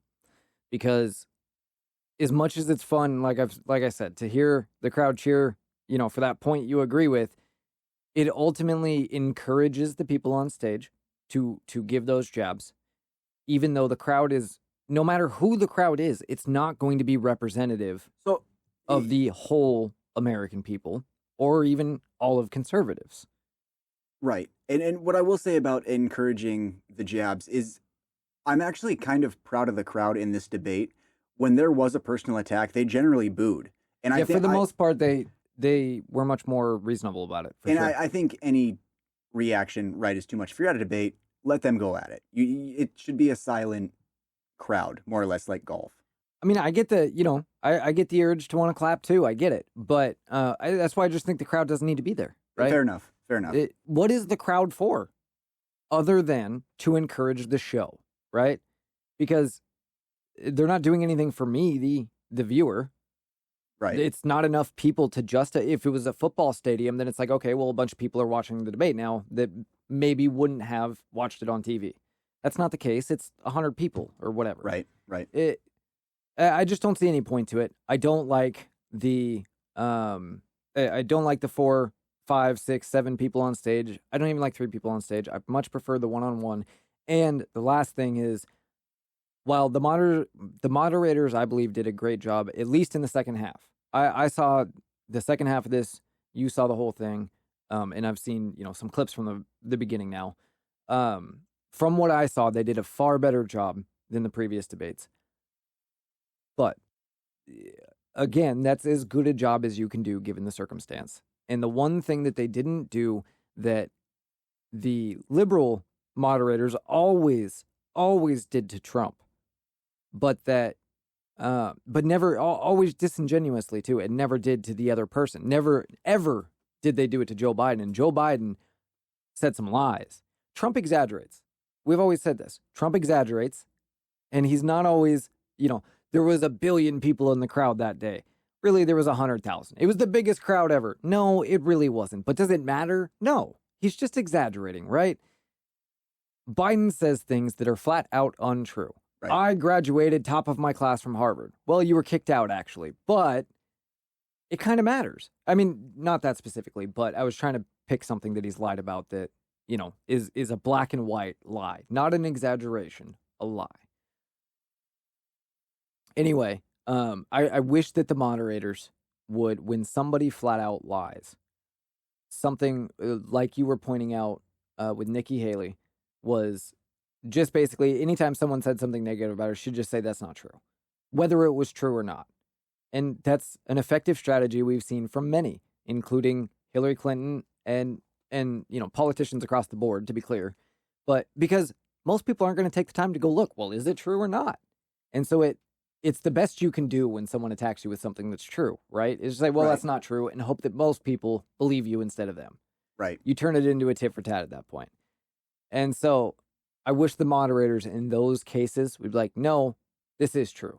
Or, no, she didn't do that. You need to stop, or not you need to stop, but, this is what happened in this case, because we need clarification on those things. That's, in my opinion, what the moderator is there for. Right. If you're talking about debate class or whatever, the moderator is going to correct somebody that is incorrect about something if they're giving bad information, right? Right. Anyway, let's get to the first clip. Good? Sounds good. All right, let's do it. I want to go back, though, to Nikki Haley's comment from earlier that she is somehow not responding to the will of these donors. Nikki, you were bankrupt when you left the UN. After you left the UN, you became a military contractor. You actually started joining service on the board of Boeing, whose back you scratched for a very long time, and then gave foreign multinational speeches like Hillary Clinton is, and now you're a multimillionaire. That math does not add up. It adds up to the fact that you are corrupt. And when I said they were bought and paid for, I meant the Republican establishment, not the Democratic establishment. Now you have Reid Hoffman, the person who's effectively George Soros Jr., funding lawsuits across this country against Donald Trump to keep him off the ballot, funding left-wing causes. We discovered this week that he is one of Nikki Haley's largest supporters. Larry Fink, the king of the woke industrial complex, the ESG movement, the CEO of BlackRock, the most powerful company in the world, now supporting Nikki Haley. And to say that doesn't affect her is false, because it's after that meeting later that day that she says that every American needs to be doxxed by having their ID, their government-issued ID, tied to what they say on the internet. So I think that this is far more corrupt than I even imagined when I entered politics. But I will say this. We'll go ahead and stop it right there, because he kind of goes into his typical, young, we need somebody young and yada, yada. Right. But the reason I chose this clip, and you had your reasons too, but the reason I chose it on my side is because nobody is saying that. And this is what I love about Ramaswamy, is just like Trump, he is placing himself outside of the establishment. I hope it's genuine. It seems genuine. Right. I have some concerns that maybe not, because he's come from nowhere, right? Right. But all of that is both true and needed to be said. Right. Is that the sum total of your opinion on that? No, I mean, okay. Let's just check. I was just going to get into my major takeaways from what he said, which wasn't necessarily what you said, though I do agree with that, and it is a very important point. But more speaking to the invalidity of Nikki Haley as not being being corrupt, rather, and that's, how do you go from broke to being worth millions? And he said it best. Every establishment politician. Right, and the math doesn't add up. And if you're an American and not questioning that, whether it's a Republican or a Democrat, if you're not questioning how you go from a measly $100,000 a year in whatever government position to being worth millions, realistically not doing anything. I mean, sure, she sat on the board of Boeing. Okay, great. She may have done something there. Yeah, but probably because before that, she helped Boeing with something. I don't know, war. She seems to be pretty happy to get us into new wars. And so this is how they repay. They can't hand her a lump sum of cash when she gets out, but they can give her a job that pays way more than it pays anybody else. Right. And this is exactly Obama. $0 net worth when he went into office. $100 million by 2 years out of office. That's crazy. Biden he had a little bit because he had been a senator for a long time and made some money there. We're now starting to find out how. But I think he was like $3 million when he went in to vice presidency. When he left vice presidency, it was over $15 million. Wow. Bush, same thing. Clinton, same thing.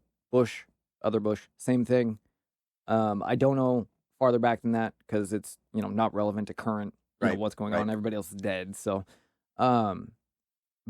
there is a question on Trump. And this is what I love about Trump. This is what I love about a billionaire president.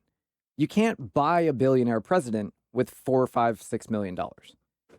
If you really wanted Donald Trump to do something for you that he felt was morally wrong or that he thought was, would get him fired or whatever, it's going to cost you, what, $100 million, $500 million, $1 billion? When you have $5 billion or whatever it is, I know it's a lot less now because of all the money the Democrats keep taking with lawsuits, but it's still a couple billion. When you have a couple billion, a measly $5 million isn't going to buy anything. Right. Whereas the rest of these politicians with $0 net worths are getting bought for far less than that every single day. And so that is one thing I like about that. Now, to be fair, because we just called out, all the rest of the presidents, there is a question mark on Donald Trump, on Jared Kushner in particular. So when Biden was vice president, there is allegations that he was taking funds directly for doing things in office. That's one thing. And then there are separate allegations that his son was peddling his influence in other ways, not necessarily for direct favors, but that ties to the $1 billion investment from, I think it was Burisma, yep, into Hunter Biden's investment firm, which otherwise had never received any funds from anywhere. So while Hunter Biden wasn't paid $1 billion, $1 billion was invested with their firm, which of course they're going to profit handsomely off of, and all of that. Jared Kushner, his firm, received, I think it was $500 million, so about $500 million, from Saudi Arabians while Trump was in office, supposedly. Now, I don't know for sure exactly when it happened, whether it was while he was in office, right after, or right before, because I don't have the date on that specifically, but I know the Democrats bring it up all the time, that exchange happened, right?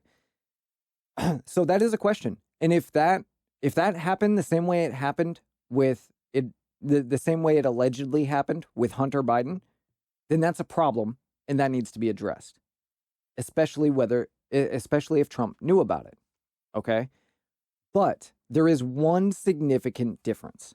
Hunter Biden was a drug addict screw up who had never run any company in his life, who all of a sudden started a company with this Devin Archer guy, I believe, and got $1 billion investment from a Chinese company that happened to be looking for influence into the Obama-Biden White House. Jared Kushner already had a successful business that already saw, those kind of dollar transactions prior to Trump ever announcing he was running. So that is different. Now, I still don't think he should have taken money from any foreign nationals while Trump was in office because he made himself, a figure in the administration. I don't know if Jared Kushner is his son-in-law, married to, I think, Ivanka? Anyway. He's married to Ivanka. Yeah. No, Trump's married to Ivanka. No. Ivanka's his daughter. No. Ivanka's his daughter. Okay. So, let's see. All right. I was wrong. Thank you. I had to look it up. I've done that before because one of Trump's former wife is Ivana, and I believe that is the mother of Ivanka. That was who he was with when he had Ivanka. I believe.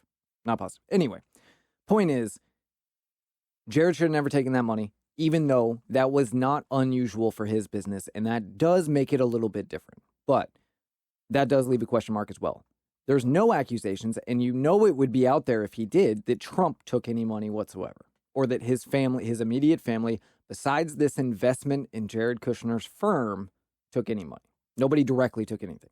And so that is also different because all the previous presidents directly profited immediately out of office from all of the corporations that needed influence inside of the White House. So bringing this back around. Yeah. Basically what you just lined out is where I was going with this. I was just going to pinpoint it on Nikki Haley. Right. Because after what you said, it is very clear, and I'm sure upon looking it up, a short search would find even more examples of this. With all this money coming into your campaign, or to whatever you want to call it, you cannot expect a certain influence not happening. Absolutely. I mean, you don't take money without the promise of you doing something for that money. And so for her to say that she's not going to do something for these companies that are investing or for this country that's investing, I think Ramaswamy had it right, is wrong. I mean, it's very corrupt. Absolutely. And I like rich candidates for that reason. That is one positive rich candidates have going for them. I don't know how else to put it. I mean, let's move on to the next clip. So this is Ramaswamy talking about Israel, and Ron DeSantis actually interjects and disagrees with him. Because it is a pro-American position. And as leader of the United States of America, just as a father of 2 sons, my sole moral duty is to my family. As your next president, my sole moral duty is to you, the people of this country. Better. That's how I'm going to lead. So I'll tell Bibi, you smoke the terrorists on your southern border, you go ahead and we're rooting for you. We're going to smoke the terrorists on our own southern border, and that's how I'm going to lead this country. I love the verbiage. But Americans were killed in that attack. Americans were killed in that attack. And so if you looked at this terrorist attack and the number of Americans, this would be one of the top 10 terrorist attacks in American history. So our own people were killed in that attack. And I think it's absolutely appropriate to point that out and to say that we're in this together and we are going to work with Israel so that these people are brought to justice. I agree with that. So, Ramaswamy says it there that he does agree. What do you think? So, I'm working from the top to the bottom on this. I really like that Ramaswamy said his duty is to the Americans. Absolutely. American people. Yeah. Stating that very concisely out loud, looking at the camera, is huge. The only thing that would have made that better is my duty is to the Constitution and the American people, or to protect the American people's constitutional rights or something. But that's just my own. I would have preferred to hear that. But many presidents have said, or many candidates have said, my duty is to you, right? Fair enough. He also said he mentioned second guessing Israel as the Biden administration is doing. Yeah, and I think that's huge because who are we to second guess the leader of another country when we are not directly involved in their conflict? Absolutely. We have no right to say, hey, you're not doing this. We can have our opinions. I mean, we can have our opinions, but we certainly shouldn't hinder them from doing their job of national security, or their absolutely. You get what I'm saying? Absolutely. But to DeSantis' point, I also think anytime there's an American life lost, and we talked about that. I can't remember if it was on the show or not. About hostages. Right. Not that. I think we touched it very briefly, but so that does apply to this. So if there's an American life lost, I think DeSantis is correct. We are in this together. I don't think we should necessarily send a boatload of troops over and storm the next country over with Israel. I don't think that, but I certainly think we should have some support in the area aiding Israel to some degree. Here's what I think. I think that our only obligation in that sense is to the Americans. There are still Americans that are being held hostage that were taken on October 7th. We should be sending anybody necessary to free the American hostages. Beyond that, it is up to Israel to do what it's going to do. It's not our job to fight the war. It's not our job, to do anything else there. It's not our job to fund the war. But it is our job to bring the Americans home safely. So, as long as there are Americans that are being held hostage, not just in harm's way, because, any Americans that are in Israel can leave Israel if they wish to. So that's a choice, and that's different. But anybody that's held hostage or anybody that's in harm's way, not due to choice, right? They can't get out because they're surrounded on all sides, even though they might be safe at the moment or whatever, right? You can't get air travel out of Israel because Hamas has the skies locked down, which would never happen, but theoretically. Then our duty is to get those Americans out. Beyond that, Israel is our ally. They're an important ally in the region. They certainly serve not just a direct benefit to us. The most important ally we have in the region. Absolutely. And they certainly serve a direct benefit to us in a calculable way as opposed to Ukraine. But it is Israel's problem. It is Israel's war to fight. And while, the president or any American can have their opinion on how Israel's handling it, the president speaks for all of us. And I don't think the president should be criticizing Israel on something that isn't universal. You know what I mean? If they're torturing people, I expect the president to speak up about that. If they're fighting a war that was brought to them, then you need to keep your opinions to private conversations, right? You want to talk to Netanyahu about something privately? Do that. Don't make public statements about it. The only reason I think we somewhat disagree on this, right, is there was a time not that long ago where the loss of American life was an act of war. Mm-hmm. I think there's a lot of... And we both agree with that. And so if there was a terrorist attack, I think if there was a terrorist attack and American lives were lost, again, I'm not saying we need to go over and put boots on the ground per se, but supporting them in maybe not financially, but whatever we can do within the realm of feasible and acceptable, right? And my concern is I agree with what you're saying. I think that this is a little bit of a unique situation because most of the Americans that are in Israel are dual citizenship. And like I said, because Israel has such a handle on the situation, they can come and go freely as they please. Right. Not in and out of Gaza, of course, but in and out of Israel. Right. So I think that our only duty, and that is 100% boots on the ground, planes in the sky, whatever it takes. If it's just a SEAL team going in, great. If it's, a full-scale invasion that's necessary, so be it. Until those Americans are safe, that is the role of our military, to keep Americans safe. Thankfully, we live very safe lives for many reasons. And this is, these small little incidents are the only things that we mostly need to use our military for. Right. But we need to be using them for it. We have battleships in the area. As far as after that point, now I agree with what you're saying. The fact that Americans were killed still matters, even though all the Americans that can be saved are saved now. But part of it is this situation. My opinion on after that point, just leave it up to Israel, is because in this situation, this is primarily an Israel issue. Israel is more than capable of taking care of this issue, like completely. And for that reason, let them. You know what I mean? There's no reason for us to get involved further because there's no benefit to us. There's no real benefit to us continuing further, right? We're not going to punish them any harder than Israel's going to punish them because more Israeli lives were lost than American lives. Right. Us going in and getting the Americans back, I think, is significant enough. Israel more than has this handled. And what we can do for them is offer public support and make it clear that Israel is our ally. We support them defending their borders and that we are ready to back them if necessary. And that's exactly what I was going to say. Keeps other nations from getting involved, as we've seen in the past with Israel. And I mean, based on what you were saying, that was exactly what I was going to follow up with. So, yeah.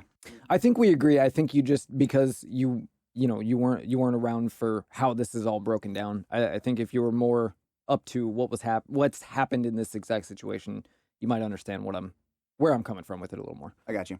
All right, next clip. So, in this next clip, I can't remember the exact lead in the question or whatever, but I don't think there was a question to this. I think he felt he needed to say something. Oh, right. Chris Christie just manned up and stepped in. He felt the need to go on. He's a lot of man to step in. He's a lot of man. Got that right. So he feels the need to go on a brief tirade defending Nikki Haley from Ramaswamy and DeSantis a little bit. And we'll play the clip and then I'll get into how I feel. Say something else. We're now 25 minutes into this debate, and he has insulted Nikki Haley's basic intelligence. Not her positions, her basic intelligence. She doesn't know regions. She wouldn't be able to find something on a map that his 3-year-old could find. Look, if you want to disagree on issues, that's fine. And Nikki and I disagree on some issues. But I'll tell you this, I've known her for 12 years, which is longer than he's even started to vote in the Republican primary. I don't think that's true. But while we disagree about some issues and we disagree about who should be president of the United States, what we don't disagree on is this is a smart, accomplished woman, and you should stop insulting her. So we cut off Ramaswamy's answer there, but it wasn't anything he hadn't already said. Right? Basically, yeah. Well, no, actually, I think we do have a little bit of it. We'll get into that here after we express our opinions on Christie.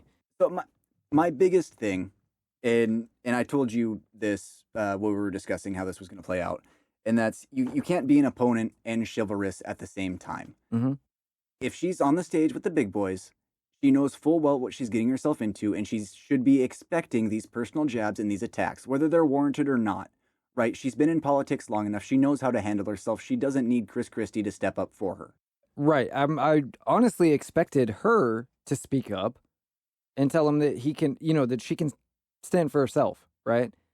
Because, and this is the problem with, and this is exactly, back to the definition of equality and equity. This is the problem with equality, is men still have the inclination to protect women. That's part of it. And women still feel, or at least still take advantage of, a man attacking them verbally as unfair. Equal means equal. She's running for president of the United States of America. I can tell you this, she can expect a lot worse from Putin. Right. She doesn't need... You're fine. She does not need Chris Christie standing up. She's more than capable of standing up for herself. And if she's not, then she shouldn't be on that stage running for the most powerful position, elected position in the world. Period. Absolutely. Now, we gotta point out, because he kept saying personal attacks, right? And we kind of, I think we agree. First of all, he was attacking her on the merits every time, Ramaswamy.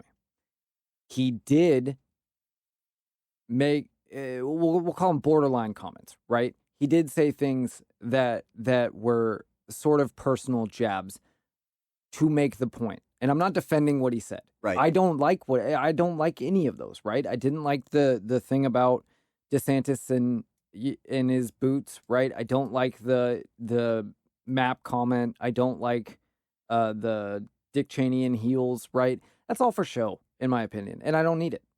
Right. I much more care, and just the attacking Haley in general. Now, there are certain things that he said that I think needed to be said, and I'm glad he did, because there are a lot of problems with the establishment candidates, and it is plainly obvious that Christie and Haley are the establishment candidates. DeSantis finds himself somewhere in the middle, and Ramaswamy is firmly placing himself on the outside. But, and so that being the case, there are certain things that need to be said about the establishment candidates. However, he could have easily said them about either one. He's choosing Haley because she's leading the polls as far as the establishment candidates go. Nonetheless, you have a limited amount of time to speak. I want to know what kind of president you're going to be, not how bad of a president she's going to be. You can write op-eds, you can speak on your own time about that, whatever you want to do. We have very limited time for the entire nation to see who you are. Utilize that time to say who you are, not how bad they are. I care about that far more. So, as an insult to Ramaswamy, not as an insult, but as a critique of Ramaswamy, I do agree there. But Chris Christie on his high horse acting like he's never insulted somebody before, or hasn't insulted the other three on the stage at some point, right? Right. He hasn't insulted Haley because they formed, an unholy alliance. Oh, God. I really... Smack me in the face for using that term. I hate that term. We'll get into it another time. But nonetheless, clearly the establishment candidates have separated themselves. DeSantis finds himself kind of friendly with them, but more clearly on the Ramaswamy side, mostly based on opinion. But I think there's no doubt that there's a line down the middle of that stage. Well, and so just a real quick ad. And I may have mentioned, I can't remember if I mentioned this to you or if we were on air already. And that's the highlights that I watched, right, were CNN, or started to. And that's they were talking about the grace of Haley. Nikki Haley, yeah. And I wholeheartedly disagree with that. I mean, I don't care about her grace anyway. Well, just in how she handled the comments coming towards her. Mm-hmm. She didn't handle them. She couldn't. That's why she didn't say anything. And it's very clear by the expression on her face. I mean, I say I don't care about her grace, and that's true. Well, it's not true. It does matter, how well you take something like that. And I do think that, whether it's because she couldn't say anything, that's one thing. But she did at least not... I don't think it's true, because I think you're right. I think she had nothing to say, because she does take the bait several other times, when we're talking about all of the debates as a whole, she has taken the bait several other times. So maybe she decided not to this time, and that's great. And I think that's the appropriate way to respond to personal attacks like this. If you do respond, it needs to be when you're allotted to, not just screaming over them. Right. And solely on the merit of what was said, not getting into the personal bit, right? That's the correct way to respond. So I'll give her credit there if it was anything other than not having anything to say. I lean towards, because of the way she's acted prior, probably just didn't have anything to say, like you said. But I will give her that. I mean, let's listen to what Ramaswamy said as a response to that. We learned three things right there. First of all, Chris Christie also doesn't know what provinces in eastern Ukraine he actually wants us to fight for. Chris, your version of foreign policy experience was closing a bridge from New Jersey to New York. Yeah. So do everybody a favor. Just walk yourself off that stage, enjoy a nice meal, and get the hell out of this race. As much as I agree with it. I think if you're going to actually send your sons and daughters to go die in somebody else's war, you better, excuse me, Chris, I'm speaking, and I'm not done yet. I haven't heard a time when you aren't and we're going to be speaking. done. So listen up to this. Is if these people want to send your sons and daughters to go die in Ukraine, they've been arguing for it for a year. $200 billion of our taxpayer money sent over. Neither of them could even name for you the provinces that they actually want to protect. And this is the people who have been touting their so-called foreign policy experience. It is intellectual fraud. These people are lying to you. The same people who told you about weapons and mass destruction in Iraq to justify that invasion didn't know the first thing about it, yet they sent thousands of our sons and daughters to go die. Absolutely. The same people who told you the same in Afghanistan, where the Taliban is still in charge 20 years later. $7 trillion of our national debt due to these toxic neocons. You can put lipstick on a Dick Cheney, it is still a fascist neocon. Thank you, Mr. Mr. see that today. Thank you, Mr. It's Dick Cheney all over again in this party. Thank you, Mr. Ramaswamy. 15 seconds. Is there... Okay. Again, I don't need the Dick Cheney line. We don't need the Chris Christie bridge walk off the stage line. All that was unnecessary. What he did say of substance there was great, and I think extremely important. And as far as the not knowing the provinces, I understand he's making a point, and I'm fine with that. I think he hammered the providence thing a little too hard, because that matters a lot less than what they know they are doing, which is inciting a war for profit. And so I think what you're saying is completely true. It doesn't necessarily matter, but I think it's important to show the American people that if they don't know the provinces that they want to send people, it's the bare minimum. They can know where. Right. I mean, the first thing I did after seeing that was look up some provinces, right? But certainly if I was expecting a question like that, as I'm sure they should be, I would have at least memorized 3 quick little Ukrainian words. Probably, yeah. But anyways. I at least would have had some sort of response prepared, right? I mean, hell, give me north, south, east, and west. Right. Oh, man. We had a few more clips. We're going to do one more, and it is going to be Ramaswamy ultimately, because, I think it's probably the most important of the last clips. Christie and Nikki Haley are both, in my opinion, disingenuous establishment candidates. They're going to be more of the same. They're going to be Bush. They're not going to be Trump. Right. And when we look back at Bush, while there were some minor things that he did that were great, some very small things, some things with gun rights and things like that, not that those are not important, but when we look at the totality of what happened under Bush, there were far worse things like the TSA, the NSA, the Patriot Act. Or Dick Cheney shooting a guy in the face. Fair enough. You had the expansion of Medicaid or Medicare, whichever it was. I mean,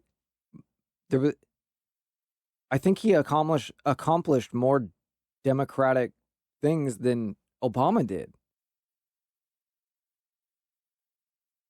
I mean, put Obamacare aside, he definitely did, right? Right. And I'm more concerned about the Patriot Act and the military-industrial complex, I hate using that term, but I don't know what else to call it, I guess. I'm much more concerned about that and the abuses of rights that has imposed than I am about Obamacare. Right. Obamacare's a problem. It ain't that problem. Anyway, last clip. Good? Yep. Okay. People are now Monday morning quarterbacking some decision he made. I think the real enemy is not Donald Trump. It's not even Joe Biden. It is the deep state that at least Donald Trump attempted to take on. And if you want somebody who's going to speak truth to power, then vote for somebody who's going to speak the truth to you. Why am I the only person on the stage, at least, who can say that January 6th now does look like it was an inside job?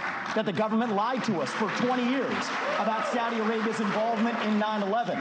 That the Great Replacement theory is not some grand right-wing conspiracy theory, but a basic statement of the Democratic Party's platform, that the 2020 election was indeed stolen by big tech, that the 2016 election, the one that Trump won for sure, was also one that was stolen from him by the national security establishment that actually put up the Trump-Russia collusion hoax that they knew was false. There's a reason why I'm the only person on the stage who can say these things. That's what it's going to take, not people who are licking his boots one time and now Monday morning quarterbacking and criticizing. Okay, again with the quarterback line, again with the licking the boots, but go ahead. I do appreciate that the moderators, going back to the very beginning here, I do appreciate that they did let the whole thought get finished. They did. I think they could have cut the mic a few times. Don't get me wrong. I think they had somebody in their ear saying, stop him now, because he's saying all the things that are taboo. He's saying all the things that get you pulled off of YouTube, that get you pulled off of Facebook, that get you pulled off of national television. They're saying all the things the left has successfully weaponized. But yet we all believe and deep down know to at least have some truth to them, if not be true. Right. There is no question on January 6th that a number of Trump supporters broke windows, got into fistfights, and broke into the Capitol. There is also no question that there were people there that were not Trump supporters and had absolutely nothing to do with Trump or the conservatives in any way that instigated that crowd. There is no question that the police fired on what was at the time a peaceful crowd with tear gas and rubber bullets, which caused an immense amount of agitation. There's no question that in certain instances, there were some police officers that beat people that were completely peaceful. Both things can be true.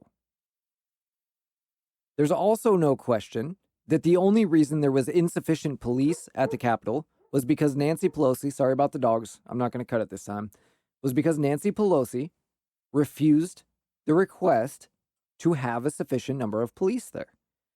And also, there was a super convenient bomb threat called in at the DNC building, which pulled yet even more police away from the Capitol that were there to go and investigate that, which we still have, despite identifying all of these random people in the crowd, we have yet to identify who placed that, despite being on video over and over and over. Surely the DNC has sufficient cameras. He's never been identified. We've never heard another word about it. None of that. And the devices all magically, harm nobody, which thank God, I'm glad they didn't. But it's awful strange that the timing worked out so perfectly. That's just January 6th. I won't even get into the rest of it. The election, all of that. The fact that he was willing to say it, he was willing to say it publicly on the stage, and whether or not, say Ron DeSantis, I believe he believes some of those things. I won't, try and put on him that he believes everything Ramaswamy just said. But I believe DeSantis at least believes some of those things. But he's going to find a politician way to say it. Right. And I don't appreciate that. Haley and Christie are establishment, and they will never admit those things, even if they truly believe them, because the establishment doesn't want them to. Right. Period. So I applaud and respect Ramaswamy for doing so, and I think that he's right. We're of the same mindset. Really, not the only thing, right? You pretty much covered the main point of that. The other thing I think is worth mentioning that I just picked up on that clip, and you mentioned, I think it was off air, that you thought he was setting himself up to be vice president, right? I think it's possible, yeah. After listening to that clip, I very much agree with that in the way he's answering questions. It's vote for someone who. He's not trying to pitch himself, but because him and Trump are of the same mindset, it's vote for someone who believes these things, who does these things. And because they're saying so many of the same things, Either or makes sense, right? I do think I do think he's pitching himself. I see what you're saying, and I think that could be a strategic choice. But he also has said vote for somebody who's of the next generation, somebody who isn't part of the establishment, things that clearly refer to himself. Right. I guess Trump's not part of the establishment either, but whatever. He has said some things that clearly illustrate himself. But well, I would hope so. But well, you get what I'm saying. No, I do, and I think that you're right. I think that there probably is some strategy in that word choice, because it is every time, not just sometimes. You would think you'd hear "I" a little more often, but I think so. I think that any one of these candidates on stage, except Nikki Haley, because I just believe that she's that type of person that believes it doesn't matter, right? If they want her to win, she'll win. And I almost think that maybe, because the Democrats have no candidate to put up, and they can't have Joe Biden stay, they're either going to shovel someone in at the last minute, or they're going to support a establishment Republican to replace him. So that's possible. But they should all understand that unless the Democrats are successful in keeping Trump off the ballot, none of them have a chance. Again, Haley being the exception if the Democrats throw their weight behind her, which would be unprecedented, but possible. I think, given the landscape, I was going to say, I don't think it's outside the realm of possibility. It's definitely, yeah. I mean, it's unlikely, but it's within the realm of possibility because the Democrats simply have no one. Unless they throw someone in at the last minute, they have no one. Nonetheless, they should all recognize that. I sure hope they do. So they're running for runner-up, basically, if Trump is disqualified. I think Ramaswamy is running for vice president for Trump because he understands this. And I think that he is setting himself up, if Trump were disqualified, to then catapult. And I think then we might see a major jump him in the say polls. some things he's avoided saying, even, to avoid offending Trump. I hope so, anyway, because I certainly have some complaints about Trump. Many, actually. Well, I mean, I certainly see if people who are supporting Trump are truly behind what the Trump policies are, I think the next logical choice would be Ramaswamy. Simply because of how he's engaged. Absolutely. No, there's no question. I mean, he's definitely put himself as that option. And so if not, I mean, it's clearly going to be Ramaswamy or DeSantis, right? If Trump's not in the race. I need to take a quick second. I apologize for the dogs. It's driving me nuts too, but we're already way over time, so we're trying to get this wrapped up. But I apologize. Anyway, I'm sorry to cut you off. Oh no, that was pretty much my thought. Yeah, I think he strategically he knows he's running for VP, and might be kind of hoping that he gets lucky and Trump gets disqualified. Not that he's necessarily hoping Trump gets disqualified, but you know what I mean. That's the only thing that's going to give any of them a big enough launch in the polls to get anywhere. Otherwise, I would love to see him as Trump's VP and him take a run at it down the road a little bit when people have had some time to get to know him. Right. Because, I mean, that's honestly the biggest thing. I would say if you ran the numbers, I would bet the number one predictor of who wins the presidency is name recognition. I think there's a lot of truth to that. I think that's why Bush has always win. I think that's why Michelle Obama would be very likely to be able to win. I think that's why Hillary Clinton would have won if it wasn't for Trump being such a radically different. Well, I disagree with that. Because traditionally we see after 4 years of Democrat, we go to 4 years or 4 to 8, right? Right. But traditionally it swings back and forth. Mm-hmm. And so after a heavy left 2 terms of Obama, I think we would have been hard pressed to see any Democrat back in office. Personally. I think that's probably true. And I think that's why the liberal media supported Trump as much as they did, because they thought he would be easy to crush. They didn't expect him to be the powerhouse that he was. Right. Because they were all friends with him while he was running. He was on Morning Joe. He was on all of the left-wing news media the entire time during the primary. It wasn't until it was down to the end where he was now against Clinton that they started to turn on him. And when he beat Clinton, that was when it flipped 100%. But I think they did that because they wanted him to be the candidate because they thought he'd be easiest to beat. That's what I think. But that's true. I mean, I said that, and now, I mean, Obama came from nowhere, right? Obama was a 1 or 2 term senator that nobody had ever heard of when he ran. It happened to work out that, he was an extremely effective speaker. He was very presidential, so to speak, right? The aura was there, so to say, very Kennedy-like in that sense. He was likable. He could speak off the cuff very fluently, right? Unlike Joe Biden, for example. And you can hate me for saying it, but he was black, and that helped because he was running in the Democrat Party. Right.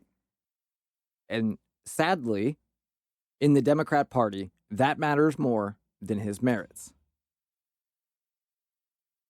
So I think that, that combination of things is what really propelled him there, along with the fact they just didn't have a good candidate then.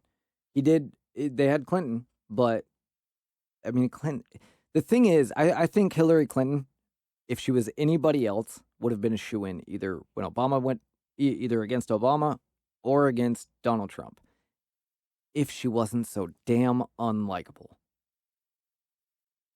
I'm going to say the word that I can say on air and not the word I'm actually thinking of, though the word I'm going to say is lower than the word I'm thinking of, and that's that she's an ankle.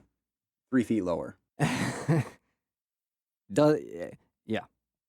No, she is simply, when she was in politics, because supposedly she's not anymore, she was the most unlikable person in politics, probably hands.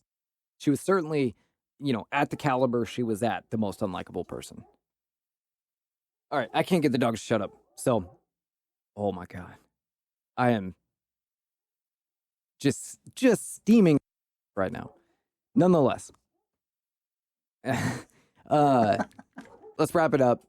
We have plenty more to discuss on this. We had several clips we didn't get to on the GOP debate. I don't know if it would have made a whole lot of difference. I really wanted to get to the final one where they were talking about the presidents and they all got to choose a president, because just to give a quick synopsis. Well, hold it. I think we can talk about that briefly on the next show, because that's not a time issue, right? That's going to stay universal. How they answered that is going to stay universal, right? Okay. Yeah. So we'll bring that in on the next episode. We'll go ahead and roll that clip over. And like we said at the beginning, there's a lot more to come. Everything's going to be changing soon, and it will be changing for the better. And not to cap it off, but to finish it off, I guess, I think we did a really good job today. I think so too. We're actually only at 2:18.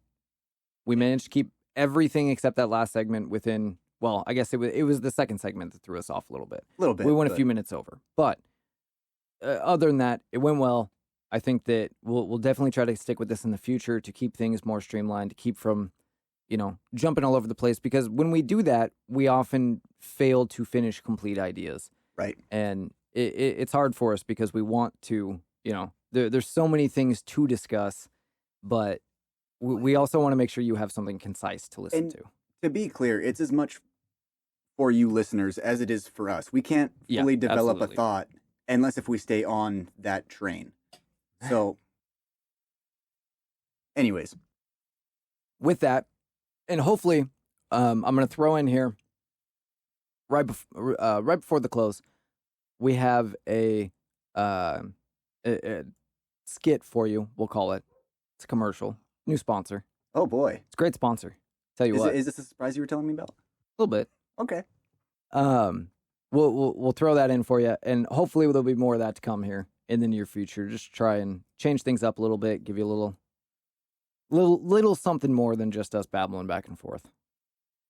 I don't know why you'd want anything else, but let us know what you think. JBU@USA.com if you want to send us a direct email. Anchor.fm/JBU. That's where you can find all the shows. Let's see. Twitter.com/JBU_show. Facebook.com/JBU show. Search JBU show on YouTube, Spotify, Podvine, Apple Podcasts, and Rumble.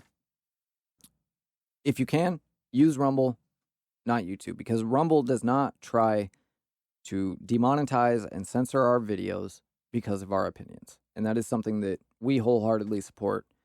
And so we hope that you do as well. Show them your support by using that platform whenever you can. All right. With that, my name is Chris. And this is Tim. And this has been, for now at least, Just Between Us. Did you enter into a contract with an unlicensed, unqualified professional? At first, it seemed like a great investment. Then you realized a lot of the promises made were simply not true. A little later, you started receiving the monthly maintenance fees and additional associated bills they forgot to mention when you entered the agreement. And now the fees keep rising. Your time to use the service keeps shrinking, and they have no interest in letting you out of the agreement. Your side piece dream has turned into a psychopath nightmare. An overwhelming, never-ending financial obligation. Is your side piece blatantly ignoring or even rewriting the rules of your unwritten contract? Made a scene at your work? Harassed your friends or family members? Vaguely hinted at reporting you for rape if you don't come meet her at the Waffle House in the next 30 minutes? Have you tried to terminate your contract only to find your car keyed in the parking lot at work? Have your attempts to exit your side piece partnership gone unanswered, ignored, or even forced you to make false promises of leaving your spouse to avoid certain death? Would an unexplained disappearance immediately point at you? Then you need Side Piece Exit Team. Entering into business relationships with unscrupulous, shady, even psychopathic partners can be a great way to get the benefits you need without the hassle of commitment. But without proper assurances and contingency plans, can be time-consuming, expensive, flaccid, and even not worth the benefits. Don't worry, Side Piece Exit Team has the help you need to dump that side piece for good. Has your side piece threatened to call your wife? No problem. Shown up at your house unannounced? No problem. Claim to be pregnant with your child? Nice try. Side Piece Exit Team. Our team of professionals are standing by, day or night, prepared to respond to any emergency. Remember, when side pieces turn psycho, call Side Piece Exit Team now. Emergency response includes, but not limited to, on-the-spot pregnancy testing, rapid response abduction teams, black hat hackers and forgers to sterilize the paper trail, former political operatives experienced in blackmail, gray mail, and any mail that'll make the problem go away. Side Piece Exit Team is a limited liability company registered with the Shady Business Bureau and approved for operations on U.S. soil by Congress, the President, and the Governor of 49 U.S. states, Canada, and Mexico. Service not available in Hawaii.